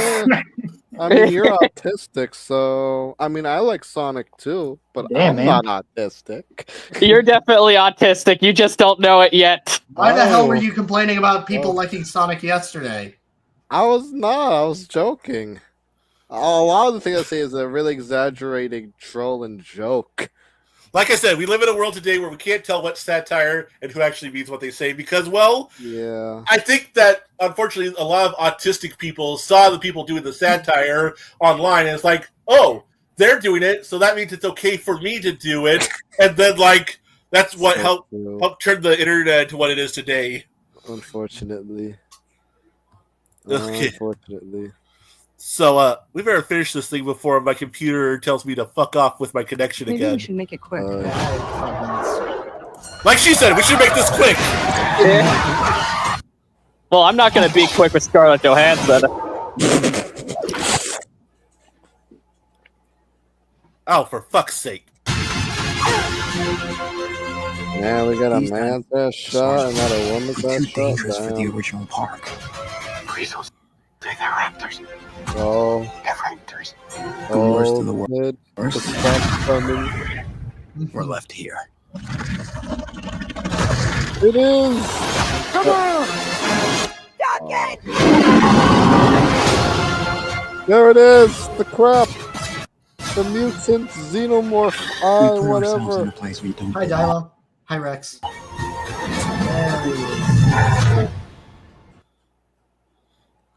Survival is a long shot. Spinos and What the hell are Tylosaur. those? They're helping the mosasaur. Something I want to say about these Different Spinosaurus territory, is, on one hand, it's cool that they're getting more accurate since it represents it's going with the times of how research has discovered more accuracy on what these dinosaurs look like. But in universe, I think this also raises a question that they need to answer for the sake of internal consistency, and that's what did they do different that made these turn out a different variant than the Spinosaurus from Jurassic Park 3. They're probably not going to address that, but I think for the sake of internal consistency, they should by pointing out that these are like a different variant, and I mixed them with it. You know what they'll Since this was a research facility, I was thinking maybe they could try it that the Spinos have a different DNA from the other one. Like, say, this is crocodile instead of frog. Yeah, I think you should do that. Yeah, I will say I actually agreed with you. I feel like these changes should be addressed in some way, because, like, it's sort of the same thing when I saw the raptors in Jurassic Park 3 that had quills on their head, trying to replicate the idea of feathers, that modern paleontology had agreed that raptors had feathers and didn't have scales. Now, thankfully, Dr. Wu had explained it away with a little bit of dialogue. He said, if these were pure dinosaurs, a lot of them would look quite different. He said that in Jurassic World. I appreciated that. That's all I would need. If we get something like that here, I would appreciate it if they did that too. So there's actually a very interesting point that somebody raised online, is that for the longest time, and even still today, we're still not entirely sure what Spinosaurus looked like. So given the premise of this movie, where they're supposed to have been like the first ones that they cloned, there may have been this idea amongst the scientists who were doing the cloning that they thought that they got the Spinosaurus wrong, but this was actually more accurate than the later version, which apparently in universe, there's some expanded material. The problem with this is that it's not said anywhere in the movie. Apparently, in Jurassic Park 3, the dinosaurs we see in that, like the Spinosaurus and the Pteranodons, those are some side experiments that Dr. Wu participated in at one point that were kind of just left there. So yeah. I guess the idea is that, like, when we see the Pteranodons again in the World movies, they don't look like the ones from Jurassic Park 3. They don't even look like the ones at the end of The Lost World. But the idea there is that sometimes they get it right, they get it accurate, and it's close to what the actual animal was in terms of how much DNA they extract. And other times they're a lot more freakish and a lot more blended with whatever DNA they had to supplement with. You know what I'm saying? So yeah, I think that's the logic here. Right. Whether it's set on the screen, we'll see. Yeah. I'm going to head out. Sea Monster has just started his stream. So, yeah. Once y'all are done with this, go check out Sea Monster's stream. All right. Have a good one, bro. And I hope you have a lot of fun. Goodbye. Okay, so I'm going to be perfectly honest. I hate using expanded media to try to fill in the gaps. Oh, I do too. Me too.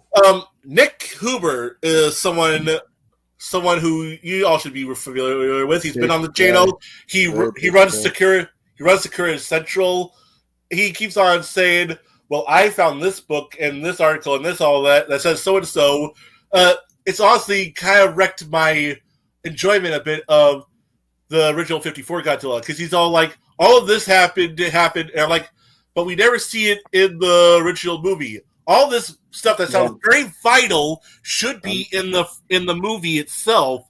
So I'm like, you cannot use extended media to cover your tracks. I just find that very lazy, very sloppy. I don't care for it.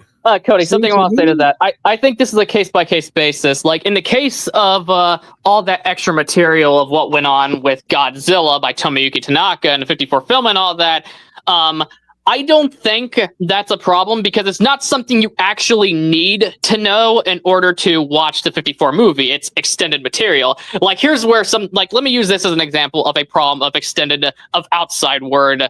Like with Godzilla X Kong: The New Empire, like, Mothra is back. There's no answer why she's back within the movie itself. She's just there. But when you go in outside material, it's like, oh, that was the original Mothra. Like, that's something that needed to be addressed in New Empire, because, again, most people are going to be watching, wondering why the fuck that wasn't there, while all that stuff involving the original Godzilla didn't need to be in the movie. That's just an outside material if you want it.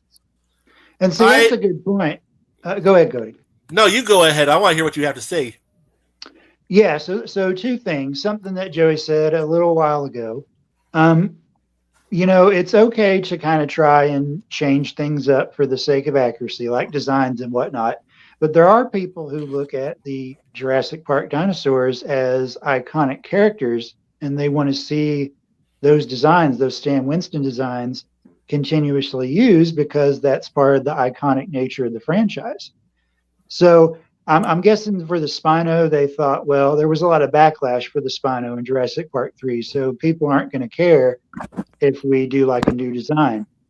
But it turns out, of course, there's people upset because there's always people upset. But anyway, and also when it comes to the extra canon thing, I can take it or leave it. I think some people like to seek it out to kind of flesh things out. But for me, if it's not on screen and not mentioned in the movie, then I think it should be left open for interpretation. Yeah, that's the thing. What do y'all think about that? Movies are unequivocally the hard canon. That's what's in the general populace. That's what everyone's going to pay the most attention to. The movies drive what's canon and what's not. Literally anyone can say anything, but if no one's there to see it, it's like, in this case, on screen or whatever, otherwise, it's like, did it really happen? I think when it comes to that, like, it depends on the intention. Like, for example, when it comes to a lot of those books by Tomoyuki Tanaka, like, I'd say that's extra lore. Like, for example, it's kind of like a sequel if you want to learn more about how Tomoyuki Tanaka and all that viewed all the stuff he created. But it wasn't something that's crucial to learn, nor do I think they could have really found a way to introduce and add that meaningfully in the movie, considering that we're following the characters' perspectives who don't really know anything about Godzilla on the outside. So that's why. That's why I think it's perfectly fine to do that. In New Empire's case, yes, objectively in movie, that is the original Mothra, but the issue is they don't explain it, and that's why it's a problem. Like, he had the intent of that being the original Mothra, but he ingrained her poorly in New Empire. You know what? That's fair. That's all fair. I guess it's just really stings for me because, well, all this stuff about how Godzilla feels and all that, I would have liked to have seen integrated to the movie because Godzilla matters to me. The character matters to me. So if there's stuff out there about him, I want to know it. I would prefer it be put up front in the hard canon. Fair. True. Which, yeah, I'm a big Godzilla fan too. It means a lot to me. But like I said, I don't think. But yeah, like I said, I only think it's really an issue is if it's something that absolutely hurts the plot and leaves a question hanging in the work itself. Now, having questions raised isn't always a bad thing if that's the intention, but you got to distinguish what's intentionally left ambiguous and what's just lazy. For sure. I think you were trying to say something, Toku, besides I agree. Yes, I was gonna say my take on what Who pulls. Personally, it might enjoy me a lot because he's like finding stuff you would never imagine about the original Godzilla. Like, whoa, what? And then it literally like blew me away, and like at all these things you never knew. It's just like, and that's what I like. Like, he's finding these things you never find. Like the guy who made Midna made the Kaiser Ghidorah, and I'm like, man, now I like Kaiser Ghidorah even more. Yeah, it's very fascinating lore. Like, when you watch the 54 movie, you learn everything you need to know, and that's that Godzilla is a god that was hit with the nuclear bomb and is punishing humanity for its crimes. You don't really need to know anything in the movie itself about that because it doesn't raise the questions of all that extra stuff about Godzilla's family. This actually reminds me of something that we were saying earlier, how I compared, some things to DLC. Things that enhance the lore, that's DLC, it's optional, you don't really need it. But another example to something you were saying, like with New Empire, Joey, like how the inclusion of Mothra wasn't entirely seamless. I think there's an even worse example, and I'm not going to turn this into a Star Wars sequel bashing thing, and y'all may know what I'm about to say.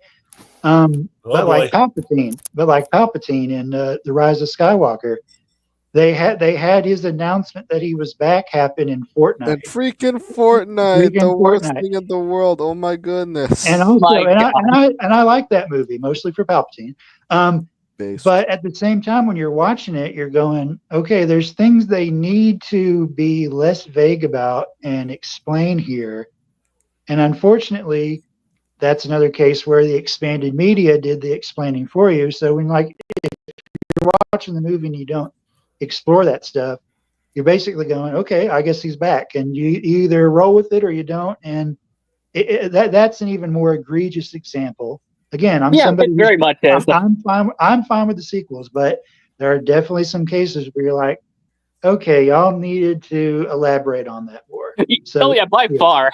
Yeah, it just goes Anyway. to show how much of Disney didn't care for it, in my opinion. But by the way, you made a great point on the extended lore being DLC. Because, in the case of, like I said, the original Godzilla, the extended lore is DLC that you don't need, but it's there if you want it. It enriches the experience if you choose to. Yes, exactly. Because, like I said, the movie tells you everything you need to know. That's all extra. Yeah, exactly. You know what? That's fair. I guess here's how I was looking at it from my perspective. I see all this stuff about what was apparently going on with the Godzilla 54 movie that wasn't seen on screen, and I love the original 54 movie. Shut up, Wade. And it meant so much to me, and it means a lot to the world of cinema, especially Japanese cinema. And I'm just like, when I see all this stuff that wasn't shown on screen, but they're saying happened, it just made me feel like the movie was incomplete, that I was missing what I thought was essential elements, and it sort of made me dejected, I guess you could say. But the way you all just explained it right there makes a lot of sense to me. So, yeah, everything y'all said just very valid. I appreciate that. With 54 Godzilla, all the movie presents you with, and it's enough, is he got nuked, or he was nearby a nuke that was being tested. He's pissed off, and whoever's the closest nearby, that's who he's going to take his anger out on. Yeah, he's punishing humanity. Yeah, exactly. Right on. So anyway, how about we finish this trailer unless somebody else has something to say? Seriously, yeah. I'm perfectly fine looking at Scarlett Johansson. I would say I kind of don't want to finish because I see Scarlett Johansson here. I'm just like, hey, baby. I mean, take a screenshot, to make that your background on your phone. No. Hey, baby, how about me, skinny dip right here, right now. No one wants to see Sasquatch ass. Hey, she might be into it. You don't know. That's a really good point. I mean, she seems to love dinosaur tales. She keeps wanting to be in one of these fucking movies. Seriously. She's a scaly. No, I better not say that. I didn't. Johansson is a scaly confirmed. I mean, you like dogs, so I'm sure. Live on the podcast. I wish I could share that GIF, but we're not on Discord. So. And then the entire community who watches this would be commenting, "That's a dog, bro." That's a dog. Yeah. That's a dog. That would be the entire comment section in chat. Yeah. None of what you just said is good.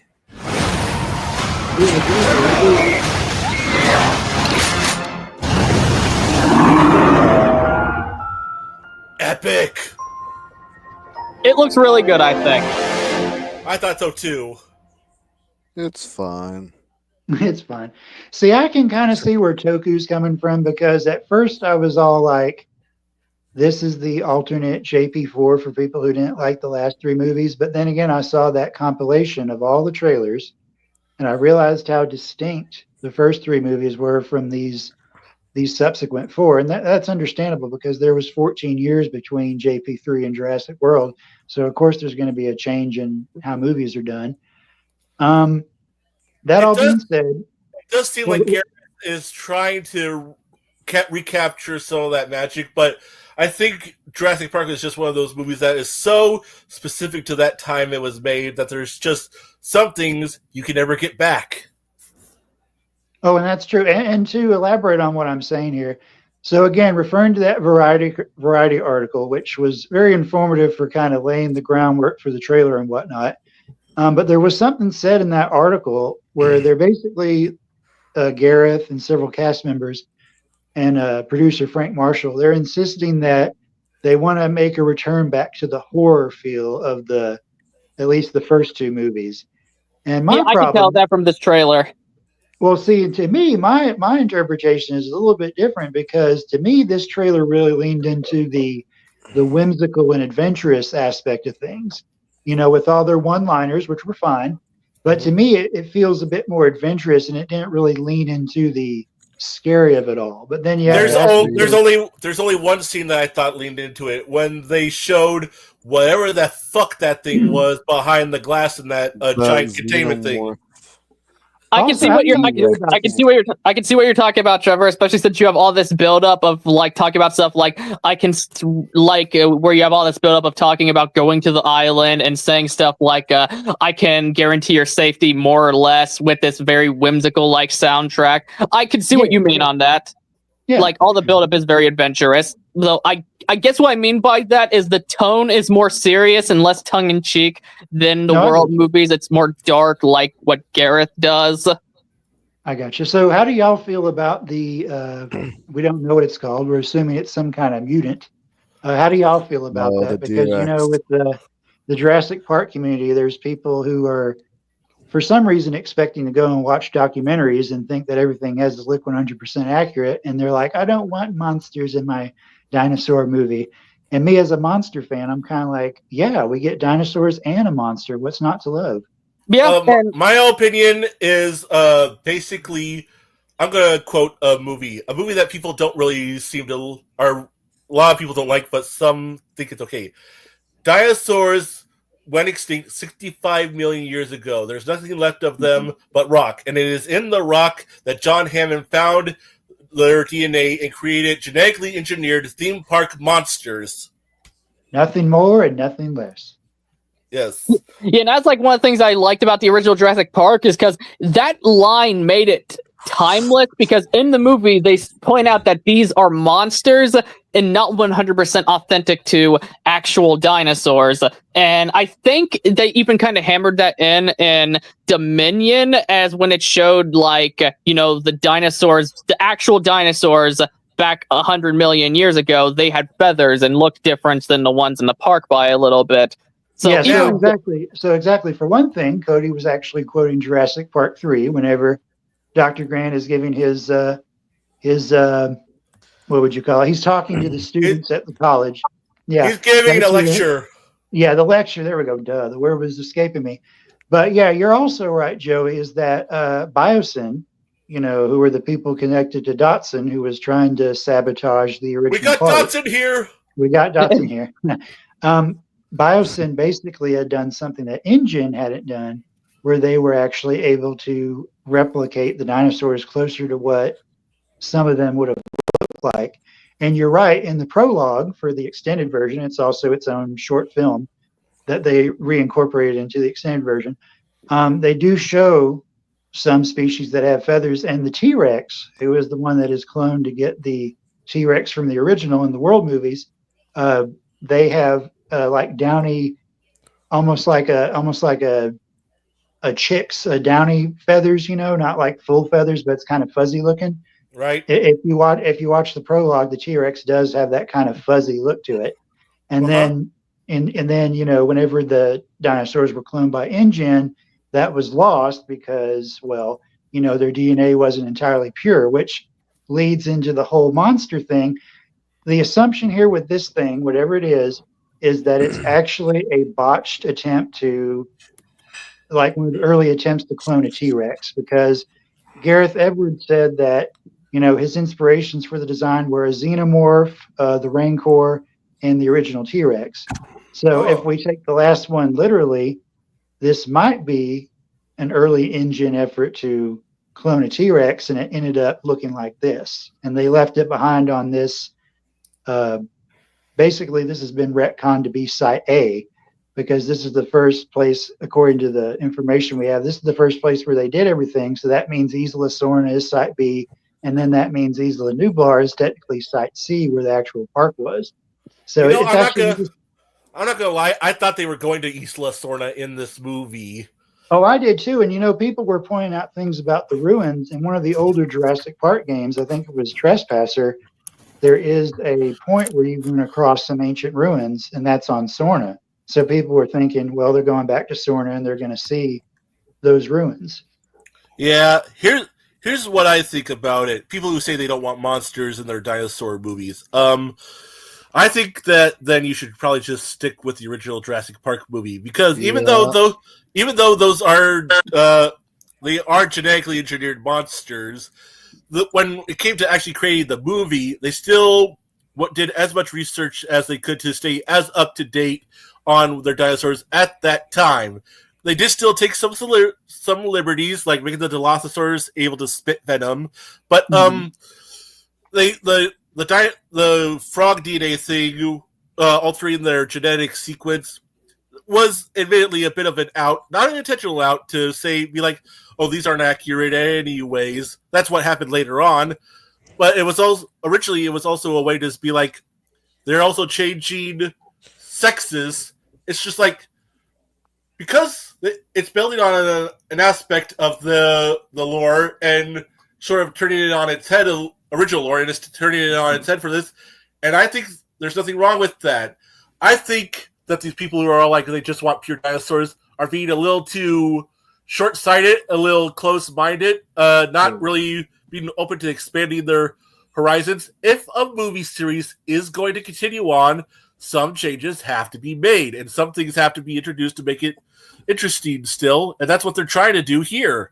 And I appreciate that. You have to have somewhere to go. If you're just basically recreating the same thing over and over again, it gets old. Absolutely. Now that being said, technically we are falling back on, something that we saw for at least 5 movies, and it's like going to an island for a good percentage of screen time, if not the entire time. But they do explain it by saying, hey, dinosaurs got out. They're not kaiju. They're not going to take over the world. And they basically were not compatible with our present day environment. So they were treated to where, they could live. Now, granted, that being said, it's funny. Those dinosaurs that got out in the world, they're not going to this island, this new place, this Site A, I guess you'd say. These are the ones, according to this trailer, that, were the worst of the worst. These were like the ones that they first cloned, and they were too aggressive, they were too violent, and they realized they couldn't put them in the park. So even though the idea that the dinosaurs from the last few movies have been out in the world and are dying off, is kind of like the universe setting up for the situation we're at with this movie. What they're doing with this one is that they're saying, okay, these are the nasty, mean ones that everybody, or InGen in this case, tried to put away. That's basically what they seem to be running with. The skeletons in their closet. Yeah, and obviously this mutant thing, Rebirtha, is apparently one of those things. And I think it's very interesting because, yes, dinosaurs are the vehicle for the Jurassic movies, but the subtext is very Frankenstein in nature. It's about, man messing with what they're not supposed to and the consequences of that. That's why I didn't mind the locust plot in Dominion, because for one thing, they kind of wrote themselves into a corner. Okay, the dinosaurs are out there. They're out there in the world. Now what? But they're not kaiju, so they're not going to be like an organized threat. It's not like King of the Monsters where Ghidorah's telling everybody to destroy everything. They're just random animals out there in the world. And because they're animals, they can still be, if there was an organized effort, they could still be killed if that was what the government wanted to do. So I never thought the dinosaurs were going to be like the main thing for Dominion. I thought they were basically just going to be window dressing that would kind of complicate the main plot. And you're right. And the locusts are. They even set it up in Fallen Kingdom. They said genetic power has now been unleashed. That's a very vague statement. It's not dinosaurs have been unleashed. Genetic power has been. So that's why we got some exploration of how else can genetic power be abused. Well, if you make locusts that are going to go and eat everybody's crops except for the ones that you want to, that's going to throw things off. And potentially lead to an apocalyptic situation. So there you go. Right on. Yeah. So anyway, Toku, we keep talking over you. What do you have anything you want to say? Speak up, boy. I will say I think the D-Rex. I like the concept of it. Go ahead. I think it looks stupid so far. I think the idea of it is no. What I mean, the idea. I like the idea about it being the genetic T-Rex because it makes sense. Like I agree with what you're saying because realistically, Jurassic World jumped the shark after the first movie, so like they could do whatever they want. I mean, heck, the canceled Jurassic Park 4 I heard was going to be with zombie dinosaurs, and I'm fine with the genetic dinosaurs at this point. And I think it may be dumb, but it's also cool, and they can do whatever they want. Yeah. To your point, Toku, they actually do seem to be kind of repurposing the old Jurassic Park 4 draft where they were going to hire a mercenary or a military character to train human raptor hybrids. That was actually something that was in consideration way back in the day. And it seems like they've kind of adapted that as in one part Owen Grady with the Raptors. And now they're kind of doing the hiring part with the Zora Bennett character and then exploring that with this this mutant creature. That's interesting. Yeah. I like that. Yeah. I They're feel like basically recycling whatever they didn't use before. Mm-hmm. Look, at the end of the day, I just want to have fun with my storytelling, and I personally think that's all that matters. I think this movie, it looks fun to me. It looks like a lot of effort is also going into it with people who want to be part of it. Gareth wanted to be a part of it. Scarlett Johansson wanted to be a part of it.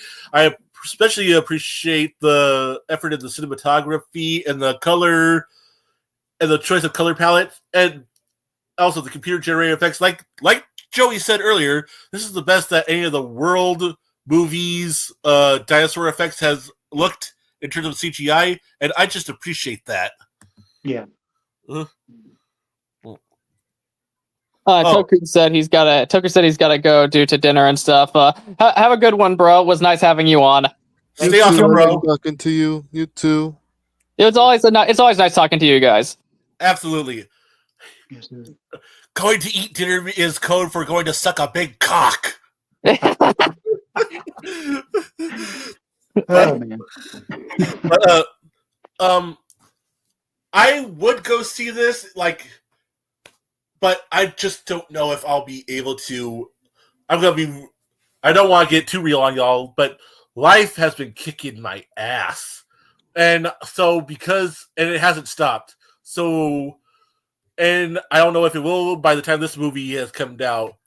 But if it has, this is one I would actually like to go see in theaters. And I wish you the best of luck on that. I plan to go see it in theaters because I think the film looks really good. It doesn't seem to be going for that bland Hollywood slop that the world films were going for. Gareth Edwards is a fantastic director, so it's like I expect that to be excellent. The effects look excellent, and seeing Scarlett Johansson's ass on a big screen is also going to make it even better. Oh, fuck yeah. But also I would like to. But overall, this is something I'm very interested in. It seems to be somewhat of a return to form.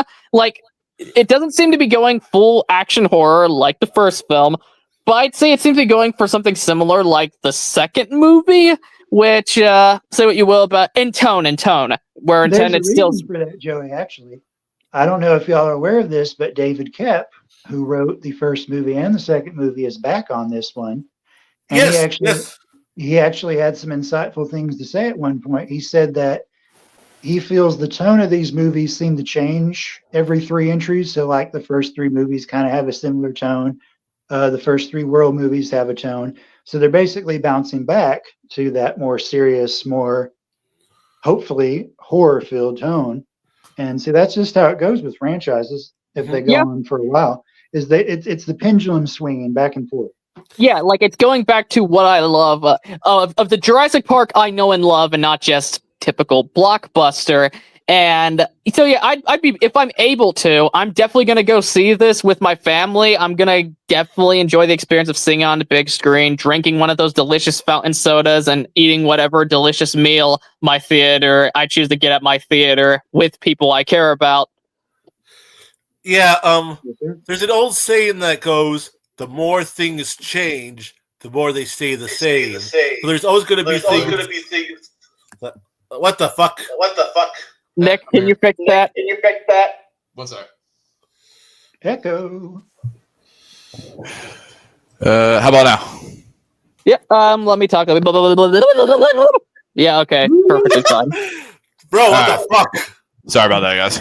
I had to switch over to the toner mic. Sorry if I'm a little late. And then perfectly fine. Nick appeared. Yep. Nick and Heimer has joined the chat. So, as we were talking about Jurassic World and Fantastic Four. Yeah. Yes, sir. All right. So, okay. Yeah, but continue where you guys were, and then I'll get in here. Okay. Finish, Cody. Fuck, I don't even remember what I was doing, but I'll just leave it at this. I want to go see Jurassic World Rebirth. I think it looks like it's gonna be a fun ride. Yes, I think it's probably gonna be the best. I could be wrong. It might be complete garbage, but I think it has potential to be the best Jurassic Park film in years. We'll see. And hey, for me, it's real simple. As long as they make these movies, I love dinosaurs, and I will watch anything with dinosaurs in it. So I will see them as long as they make them. And for me, I actually alluded to this a little bit earlier. I said that my opinion kind of soured on Jurassic World. You're wrong. But and I was about to say I bounced back a little bit, and I feel like I was being a little bit too harsh on the movie in some instances. That being said, what I liked about Fallen Kingdom and Dominion, even if we're kind of backtracking now, I appreciated the idea that they were trying to move things forward. Like with Fallen Kingdom, we got off the island, and the idea was, okay, now all the dinosaurs are, running around in civilization. And then Dominion tried to have that as like the background for everything, but then they also had an exploration of something else dealing with the abuse of genetic power. I appreciated the effort to move things forward. That being said, the classic tried and true, we're stuck on an island with dinosaurs and we got to survive by the end of the movie. That's a tried and true formula, and it usually pays off as successful entertainment. So I'm fine with them going back to this, even though it does raise the question, how many times can we go back to an island? Sure, I might want to do that, but as a franchise, how many more times can we do that before we're just doing the same thing over and over again? Sure, we can say, oh, this is a new island that we had never seen before and this and that, but you know what I'm saying? It's okay for at some point the franchise to actually have an end. Yeah, I agree with that. I thought that was going to be Dominion. A lot of people had said that Dominion really felt like the series had ran its course, and I agreed. I thought there was no one where else to go, and going back to the island kind of sort of proves that a little bit, but at the same time, I understand the lure of setting it on an island. It's a secluded place. It's like there's only so many limited places you can go before you get trapped. It's supposed to be suspenseful and all that, blah, blah, blah. But at the same time, you're sort of writing yourself into a corner when you keep putting things on an island. Well, and exactly. And you also, I mean, being set on an island also keeps you from having to worry about, okay, the dinosaurs are out in the world. Now what? Because Dominion basically put a cap on that. It said, they're here and we're going to coexist, which that could have been a place where they left off. But because each of the Jurassic World movies made $1 billion, of course, the studio is like, hey, we want to keep making those as long as they profit. So, the question becomes, when this comes out, we got two popular stars. Scarlett Johansson is a bona fide movie star. And a babe. Yeah, exactly. And Jonathan Bailey, the paleontologist guy in the glasses, he's apparently a rising star. He's in stuff that I don't watch, but apparently he's real popular with the normies. that will be the question: is whether just the appeal of seeing the dinosaur movie and whoever the actors are that are in it, is that going to keep things afloat box office wise, or is there going to be a backlash from the people who didn't like Dominion? That's an interesting question. I want all movies that I'm interested in to succeed, but that doesn't necessarily mean that they will or deserve to. Exactly. So this movie looks good. I'm excited for it, but it also begs the question: how much longer are we going to keep doing Jurassic movies? Right. So that's basically my thoughts in a nutshell. Yeah, I have to agree with that. I guess now it's my turn for my thoughts on this. Well, I really want it to end. I'm gonna be honest. I'm gonna be real with you guys. I'm kind of like I think Jurassic Park has become way too saturated, and I think there's better dinosaur stories you could tell without this series. Like, for example, there's never been a proper adaptation of the book Carnosaur, and that was a great freaking book. I mean, what really well written, good dinosaur story. And the crazy part is it came out before Jurassic Park did, like the book did.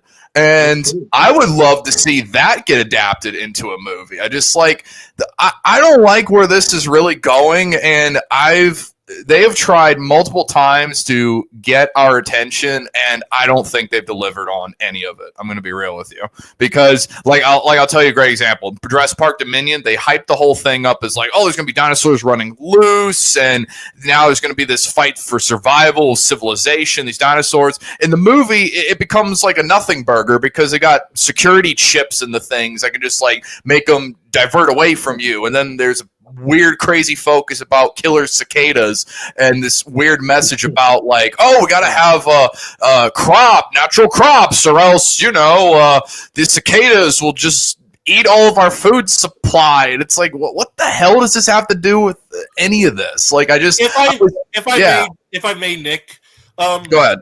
Doesn't that sort of feed into what a big part of what the original movie was the financial exploiting of genetic experimentation for financial gain?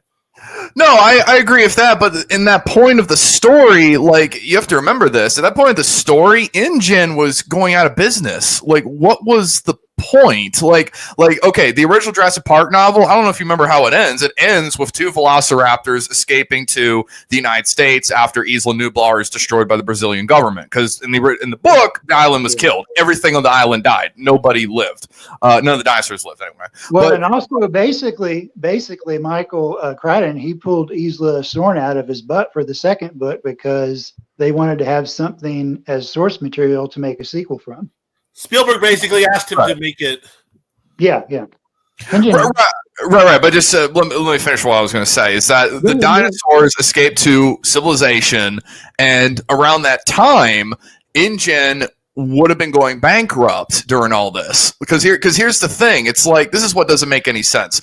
This company that genetically engineered these dinosaurs is still making money when civilization is collapsing from these things. And this is what kind of bugs me is the movie. I know what they did. They try to do this thing of well, they're not really losing money because the dinosaurs aren't that big of a deal because they put security chips in them that can just switch on and then they won't be that much of a problem. It's kind of like a little backdoor thing to stop them in case oh, they ever got out. Well, here's the problem. We all wanted the dinosaurs running loose like wild animals, and in this environment of civilization, basically dinosaurs in urban jungle, civilization, and trying to survive.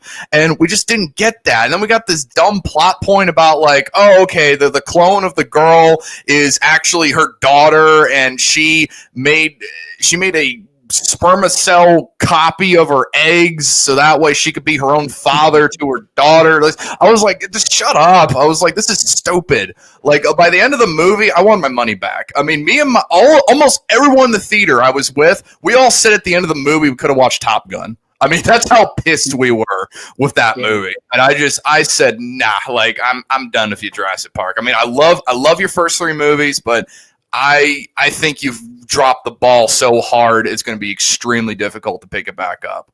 I mean, that's how I feel about it. And I mean, if they get it right this time, which hear me out, I will give them one more chance. I will try. But if they screw this up, I'm gonna be like that T-Rex in Lost World where it's chasing after the kid. Except I'm gonna be chasing Universal for my freaking money back. That's gonna be me. I'm gonna be pissed. So, anyways, I'm more sad that they gave it another shot, and again, I was excited when Jurassic World came out, but I'm very disappointed. Like, this is the decisions they went. Like, it's just Hollywood just not being smart. It's just them being really, really stupid and trying to throw in like crap. It just does not here's the thing. It's just bad writing. It's like, okay, I understand your point about the genetic crops and the dangerous science. Yes, that makes sense. But just the writing for it is so bad. Like, I've seen this done better, and that's the thing. And I know they know it was better because the first 3 movies were great, So I just anyways, just that's just my rant done. I really, really hope this time they get it right. I have mixed feelings on it. The trailer looked interesting. The Rancor looking dinosaur was okay, that's something I haven't seen before. We'll see how that goes. So we'll just see what happens. Anyway, I'm sorry. So basically, just to address your points, you would have been fine given what we've got in the years ensuing if we had just left it at JP3. Oh yeah, if we left it at Jurassic Park 3, I would have been fine. I'm not even I'm being honest here. Jurassic Park 3, I took that as an ending to the series at the time when it came out, because I saw Jurassic Park 3 when it came out in theaters. I thought, it was great. It was, it's not perfect, but again, I wasn't expecting it to be. And they could end it there. And then Jurassic World, it was all right, but I just in retrospect, when I look back on it, it's just dinosaurs don't act like animals much. They act like superhero characters, and I was like, no, like the T-Rex and the Velociraptor having this mutual understanding after killing, Indominus Rex. I was like, nah, that's stupid. So basically, Hollywood slop that tries to mimic Marvel. It's like they're trying to mimic Marvel. Yeah, there you go. See, there's that, and I think that's valid. But in some ways, it also felt like a kaiju movie, like a Rodan, Mothra, Godzilla team up. But see, those are kaiju. They're not just dinosaurs. Exactly. Right? Yeah. So, but on that note, I agree with you, but I also understand why they went the direction they did, because they have this setup at the end of Fallen Kingdom, right, where the dinosaurs are out there in the world. But then the problem is that they're not kaiju. So if somebody wanted to wipe them out, they could just easily do that. So then the problem is so what is Dominion about?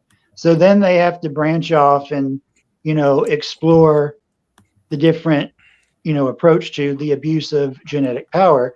But at the same time, look, I understand completely where you're coming from. You wanted dinosaurs in your dinosaur movie, right? Yeah.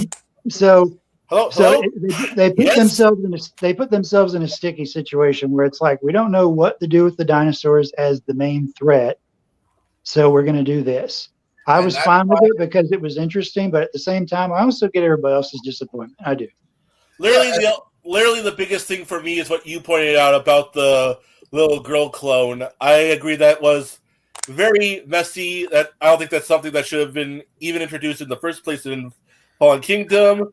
But that for me, it was my big gripe with Dominion, is that plot point in particular. Well, and to Nick and your point, Cody, I don't really focus on it a whole lot, but there is definitely some potentially political angles they could go with it in terms of the commentary that they're trying to say. Like Nick brought up the thing about how Charlotte and Maisie, who were basically the same person, they were their own mother. They didn't need a father and all that jazz. You can, if you focus on that, make that into something that's kind of like a statement. But anyway, it was messy. There's different ways you can go with it where you kind of get off track. So yeah, there you go. Yeah, and to add to what you said, since they didn't know what to do with the threat, then those people shouldn't have been behind the movie. I mean, I would have gotten rid of those people. That's that's how I feel. Like if you can't come up with a genuinely good thread of like, we got dinosaurs running through the city, and I can't write a good script. Get them hell out of there. Like, get people who are talented and know what they're wanting to do. Well, and it's not even it's not even so much an issue of talent. It's the fact that the talent that they hired, they just went about it a different way. And really rewinding it a bit, and like I was saying about how maybe they should have ended it with Jurassic Park 3.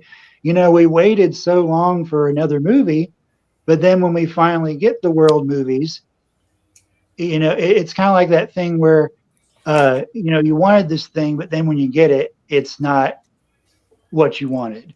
Yeah, it seems to be. This kind of reminds me of like the upcoming Turok game. Like we've been wanting Turok to come back for fucking years, but then when we get the trailer to the new Turok game, it seems to be it's third person, and I think it's live service. I could be wrong on that. It most likely will. It's Capcom nowadays.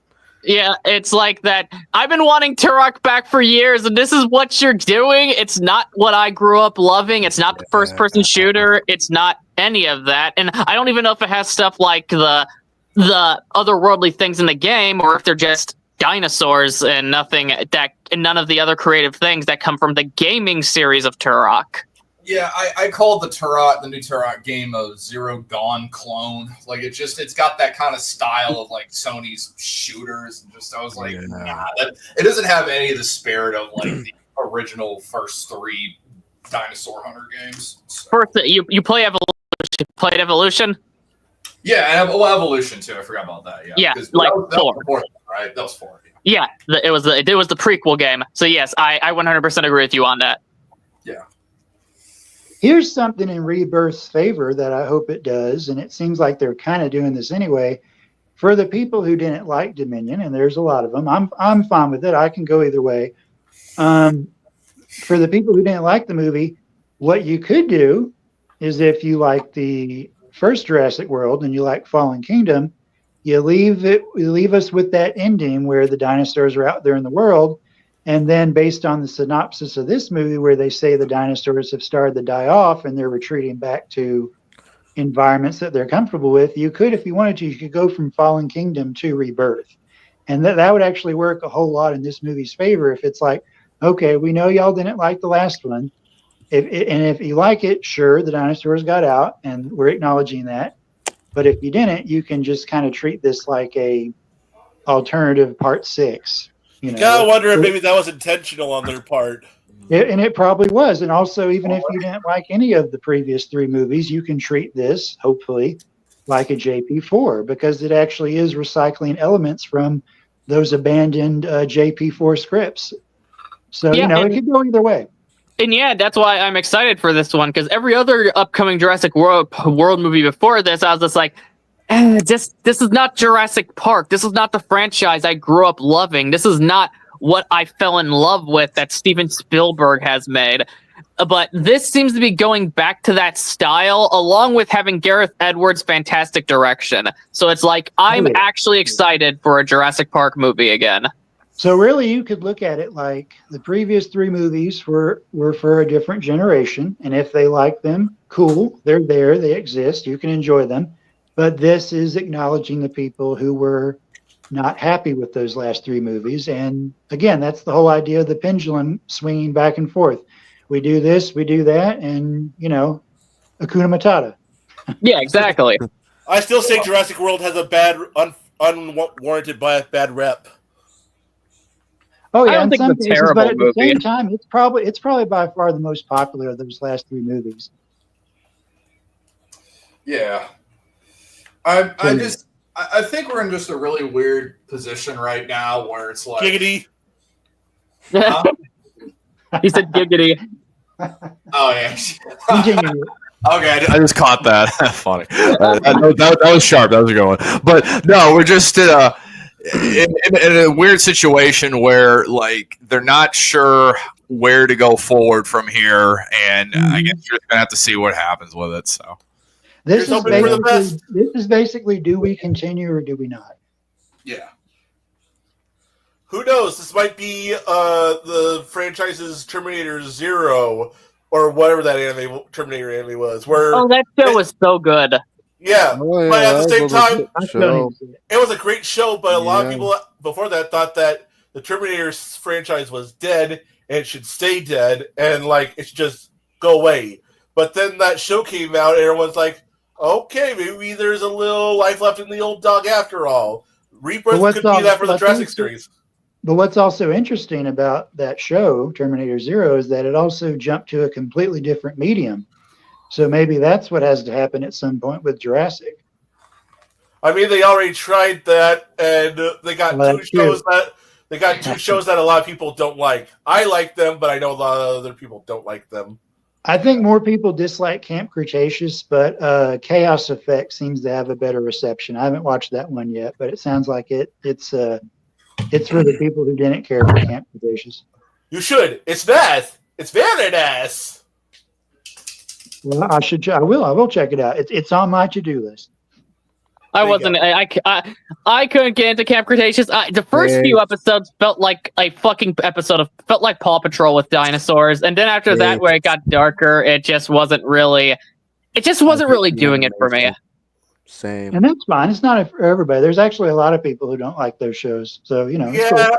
Okay. Look, people are gonna like some things, and other people aren't gonna care for it. We just need to remember that I'm objectively right, and you're all peons to me. Bow down. Never. That's not how you do it. You gotta do it like this. You gotta say like, my pronouns are Victoria, Lord, sir. My pronouns are I'm right. I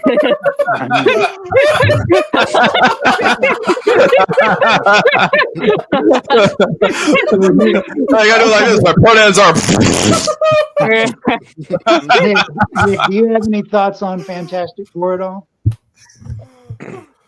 Do I have any thoughts on the Fantastic Four? That's all I got is like, I don't really.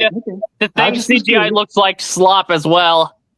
Yeah, I kind of think like somebody like took some notes from the Zack Snyder like DC CGI and said, "Ooh, let me smell it."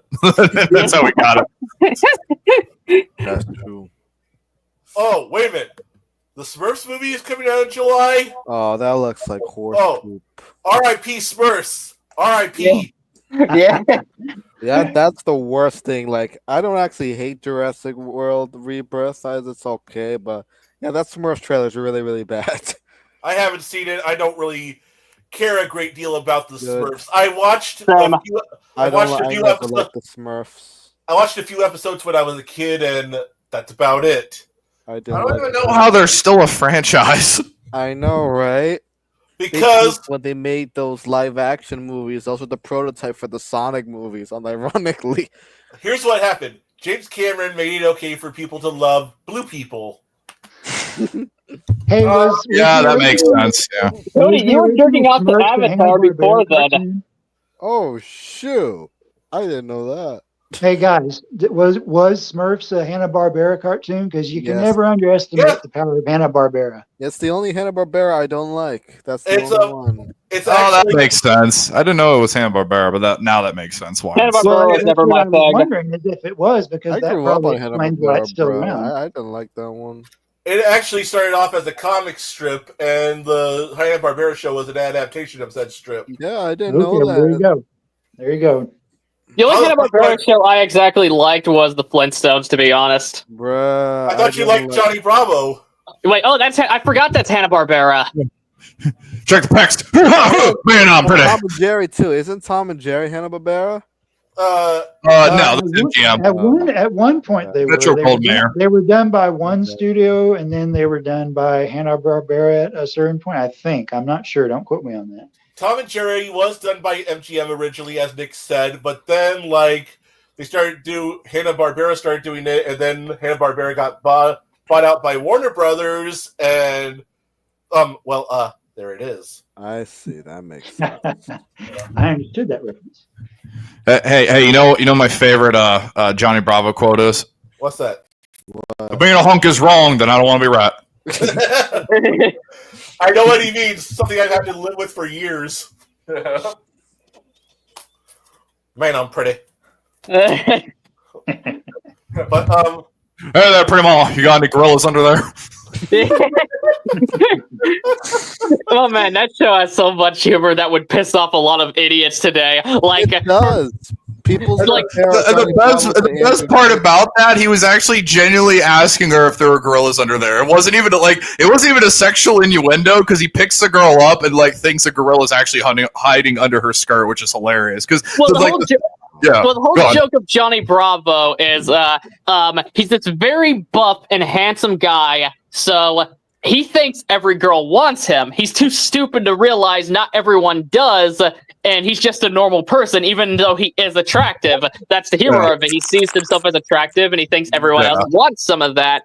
So he's stupid. Like there's this one episode where he goes to this one place of history, and you have these women talking about how they got the right to vote due to a certain thing that's happened, and Johnny Bravo said, why they went and do that? And then they started beating on him, and he said, what? I didn't think women liked to vote. Like, the whole joke is he's not malicious, he's just stupid. Do you remember the werewolf episode? That one had me rolling. Okay, so like he goes on a date with like a hot girl at night, and she goes like, "There's something I gotta tell you." She turns into a werewolf, and the first thing Johnny says is, "No, I don't think furries." Fucking rolling. A lot of that humor is even better when you're an adult. It ages like fine wine. Oh yeah, that's how a lot of those old cartoons were. Even Looney Tunes has a lot of crazy adult jokes that's even funnier when you rewatch that. Or old school SpongeBob. Oh yeah, that too. you know what? One of my favorite Looney Tunes jokes is it's when it's Tweety Bird's first cartoon, and they have those cats that look like Abbott and Costello going after the bird, and the Costello cat looks down to the Abbott cat, and the Abbott's like, "Give me the bird, give me the bird," and then Costello's like, "If it wasn't for the hind sensors, I'd give it to him all right." Classic. Oh yeah, remember the Powerpuff Girls? Remember this girl goes over to their house for a sleepover, and she asks like, "Oh, where's their mom?" And the professor's like, "Well, you see, I kind of made them on accident." And then the girl goes, "That's okay, Professor. My parents told me I was an accident too." Uncle Punk can relate to that. I don't know how long that is. Oh, you. and they aired that. They aired that, by the way. That was like officially aired on television. Stuff they're getting away with on kids' TVs these days. Oh my god! What I'm else sorry. evolve into? We're supposed to debate two movies the whole time. We're rambling on a bunch of stuff and interrupting. We were talking about superheroes versus dinosaurs, weren't we? Yeah. So I think that maybe the superheroes could beat the dinosaurs, but then the dinosaurs... I don't know where I was going with this joke. I'm sorry. Joke aborted. Just like you. No, here it is. Here we go. Dinosaurs eat superheroes. Smurfs inherit the earth. Oh, yeah, just like the Dinosaurs eat superheroes. We laugh, we cry. Oh. Or here's another one. The extinction event happens. God notices that some of them somehow survived, and he sends the U.S. military to get rid of them. And then we accidentally have a god dinosaur that attacks the wrong country for some reason. I think you guys got the joke, at least, or like what I was referring to. Yes. Yeah, Godzilla lore. Yeah. Damn it! You said the name before I could make my joke. I was gonna say you should have some Skreonks in there. Oh yeah, sure. Yes, Andreas and I were talking about this. It's like, oh, the Godzilla lore is just like, God just apparently missed a couple dinosaurs in the Pacific, and they told the U.S. military, "Hey, can you nuke them? I missed a few," and then one of them got away. Never a dull moment in these streams, I swear. What, Toku? Never a dull moment in these streams, I swear. Well, that's because everyone has a good dynamic and charisma. Yeah, unlike a certain someone else That was the last stream. Oh yeah, you mean yeah, that fucking guy.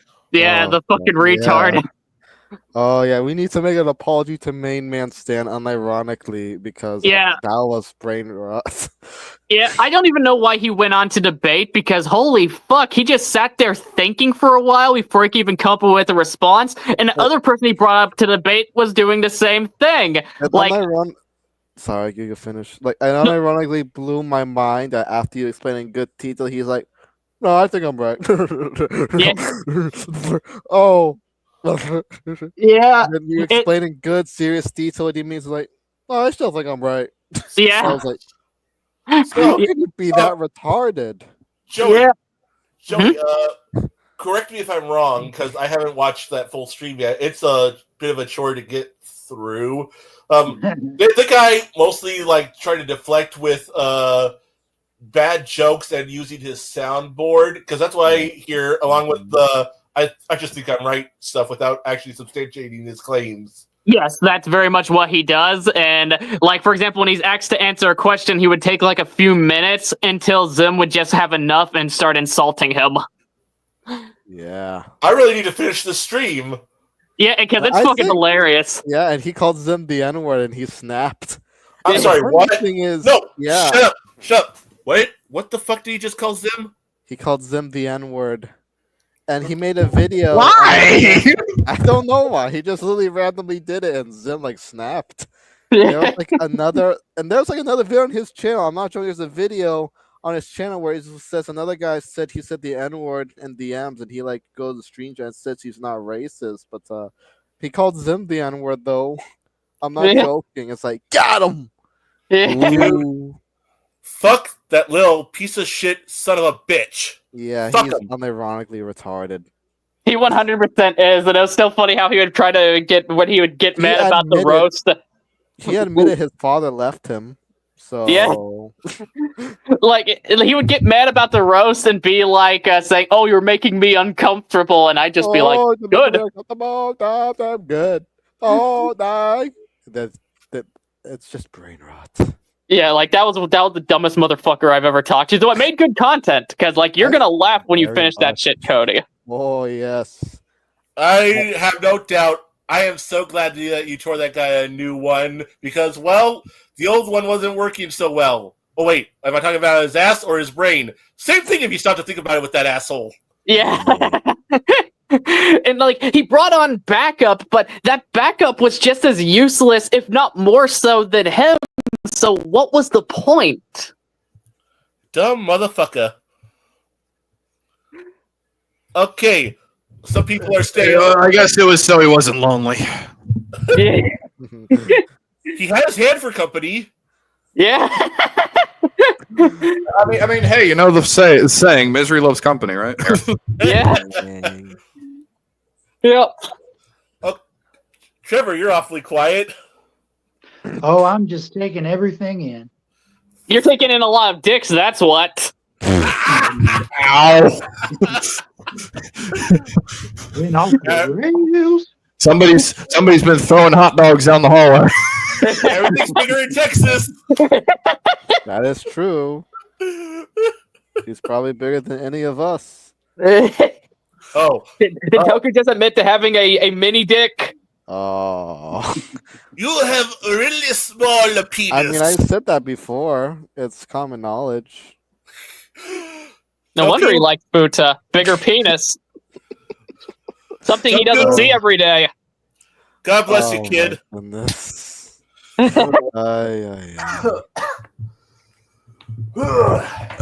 on, guys. I got a phone call, so I'll let you know if I get back in here, okay? Well, I think unless anybody else have to say, like, I think we should probably wrap this up soon. But do you guys have anything for a while? Yeah, hang on, guys. Oh, okay. But do you guys have anything else to say? No. No, I think I pretty much summed it up. I think we already said everything we could say. Well, there are little tidbits I could talk about with the Jurassic World trailer because it was just so good, but they wouldn't really connect. They're just little interesting tidbits on their own, and there's only a few of them, so it's probably just best left alone. Well, now you got me curious. Okay, I'll tell you the main one. One thing I personally liked was the B movie feel of the Mosasaurus Spinosaurus thing. Like, oh, they're cooperating together. I don't know. It just that whole thing had a vibe of like the like a movie you'd find on the Sci-Fi Channel or something. And I mean that in a positive way because the fact that they decided to do that when they could play it safe with the whole Hollywood thing, like, no, it has to be it has to be factual, it has to be realistic. It's like, but this is cool stuff. It's like, I don't know, I felt like it says to me that they actually care somehow. It's hard to explain. The fact and that's also based somewhat in the way that some animals behave, is that they have a symbiotic relationship. Yeah, I know that. I was going to get to that. It's like, it's true some animals do, but it's so uncommon, at least from my own perspective. I'm no animal expert. I don't pretend to be. That it's just that when it's introduced like that, you don't really think about how, oh yeah, these some animals do cooperate, huh? Like, for example, some frogs will adopt scorpions or tarantulas as pets. Really, they're guard dogs to guard their nests while the frogs are out. That I did not know. Dang, frogs are interesting creatures. Yeah, they even mentioned in the trailer that the Spinosaurs, help the Mosasaur find food, and in return, the Mosasaurus kind of protects them. So there you go. There you are. Mm-hmm. And some people wouldn't think too deeply about how that's based on. It's sort of a reflection of reality. I mean, I wasn't thinking about that too hard because, well, I've seen stuff like that in Sci-Fi Channel movies, so that's automatically what I thought of personally. But you're right. That kind of stuff does happen in real life. You just have to think harder about it, I guess, or look closer at certain details like that. Well, here's an even more sci-fi example. Is in the first Jurassic World, whenever the Indominus makes the raptors turn on everybody. That's really leaning into the sci-fi of it all, because just because you have the DNA of something doesn't necessarily mean that you're going to be able to interact with the other thing that you share DNA with. So that's a very good point. Yeah. So there you go. In this case, this is a lot more based in natural behaviors. Well, we don't know how natural the D-Rex's behavior will be when that thing gets out, because that motherfucker's going to get out. They wouldn't just show it in its tank without that thing specifically, without having it bust out later on. Oh, yeah. And also, I should have mentioned, they're finally adapting the river raft scene from the first Jurassic Park novel with the T-Rex in this, where there's characters.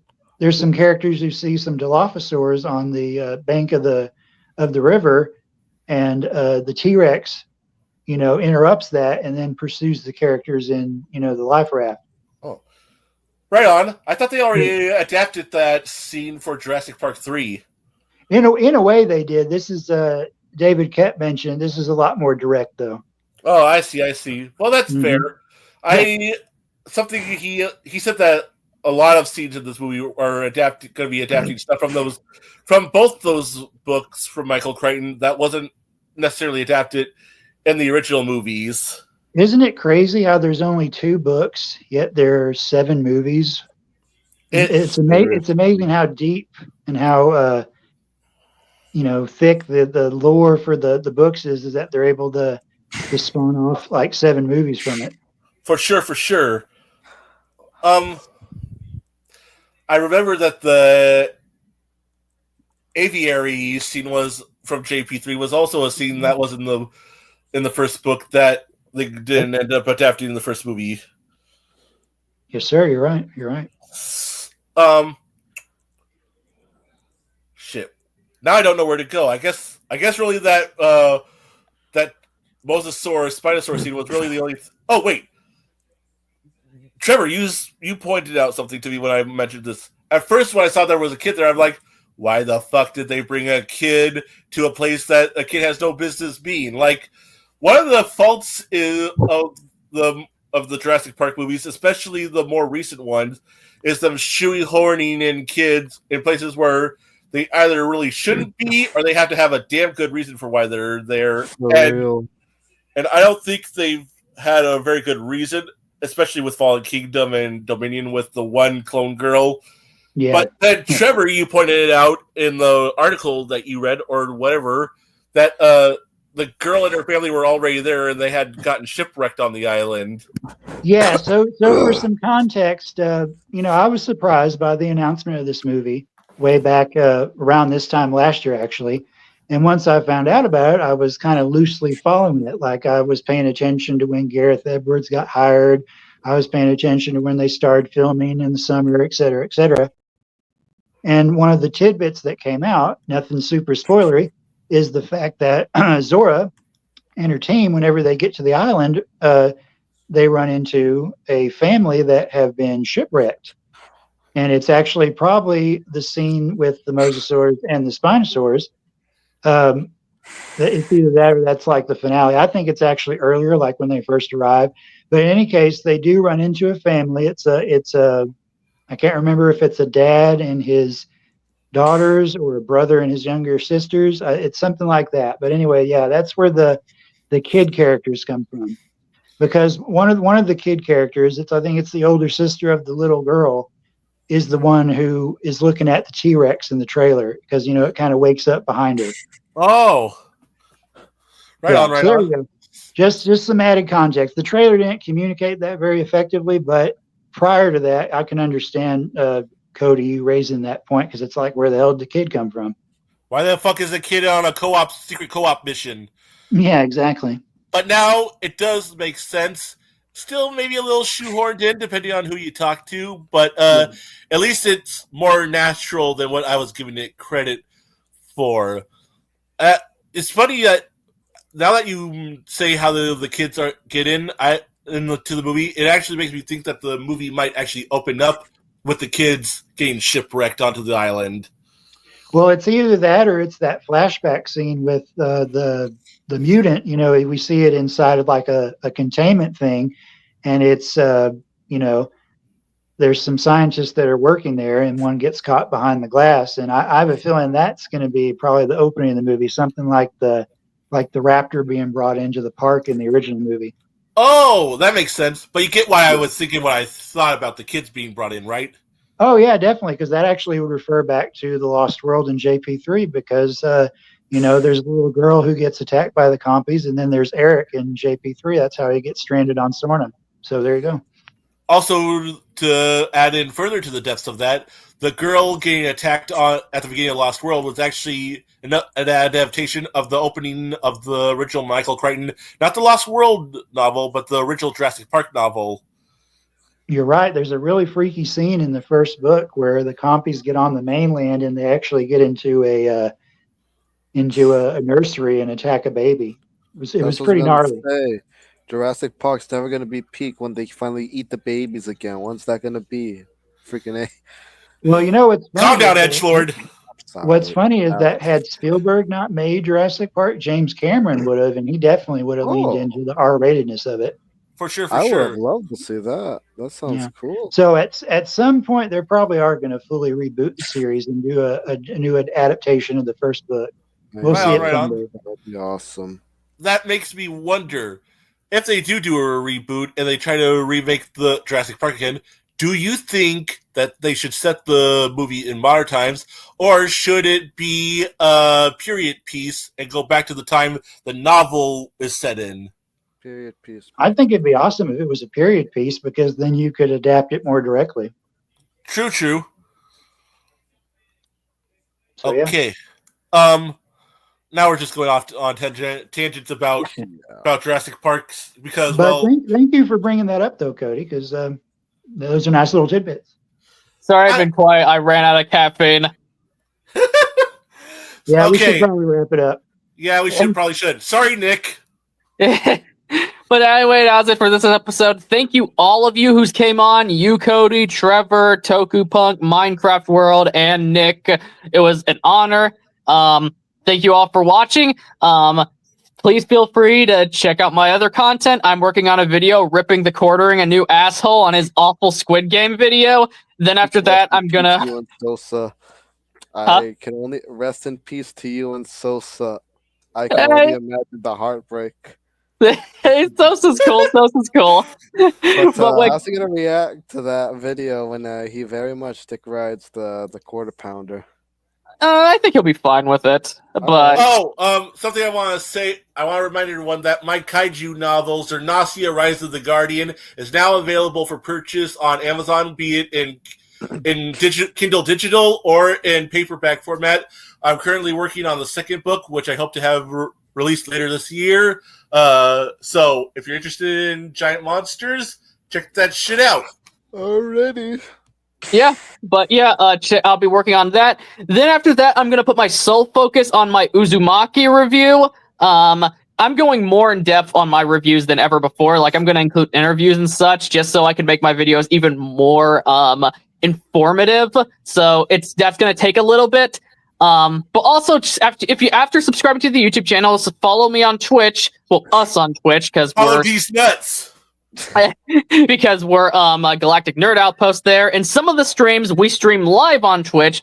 But when we do that, we edit them for YouTube. So if you want to wait for the more polished, condensed, edited version of those Twitch streams, you could do that. But if you just want to interact and watch these things go live, feel free to check us out on Twitch. Also, check us out on Sakura Central. Me, Nick, and a bunch of other people run that place. It's a place dedicated to Asian media, and there's a lot of stuff that I'll be covering there. I actually premiere some of my videos there first, so more people go there. We do a lot of articles. We have association with Toho, Toei, Sci-Fi Japan, Crunchyroll, and all that good stuff. I did a little bit of work for Sakura Central myself. Yeah, he did. Cody did the Ultraman Arc episodes, which I'm gonna get back to editing those because I ended up getting knocked off after a bit. But I will edit some of the rest of the ones you sent me. And I also gotta send more of those to Nick. Yeah, check us out on Sakura Central if you want more. Like, you have the Terubi and 60 Seconds, where we review episodes of mostly airing Japanese, Korean, or whatever shows. And 60 Seconds on the social media platforms. But yeah. Anyone else have anything they want to promote? No, I got nothing. Fair enough. You, Trevor? Nope, I'm just here. I'm just an audience member. An audience member, and of course, a host of Galactic Nerd Outpost. That is true. That is true. But this is Gojin the Makai Phantom, leaving the building. Stay awesome, people. Peace out, everybody.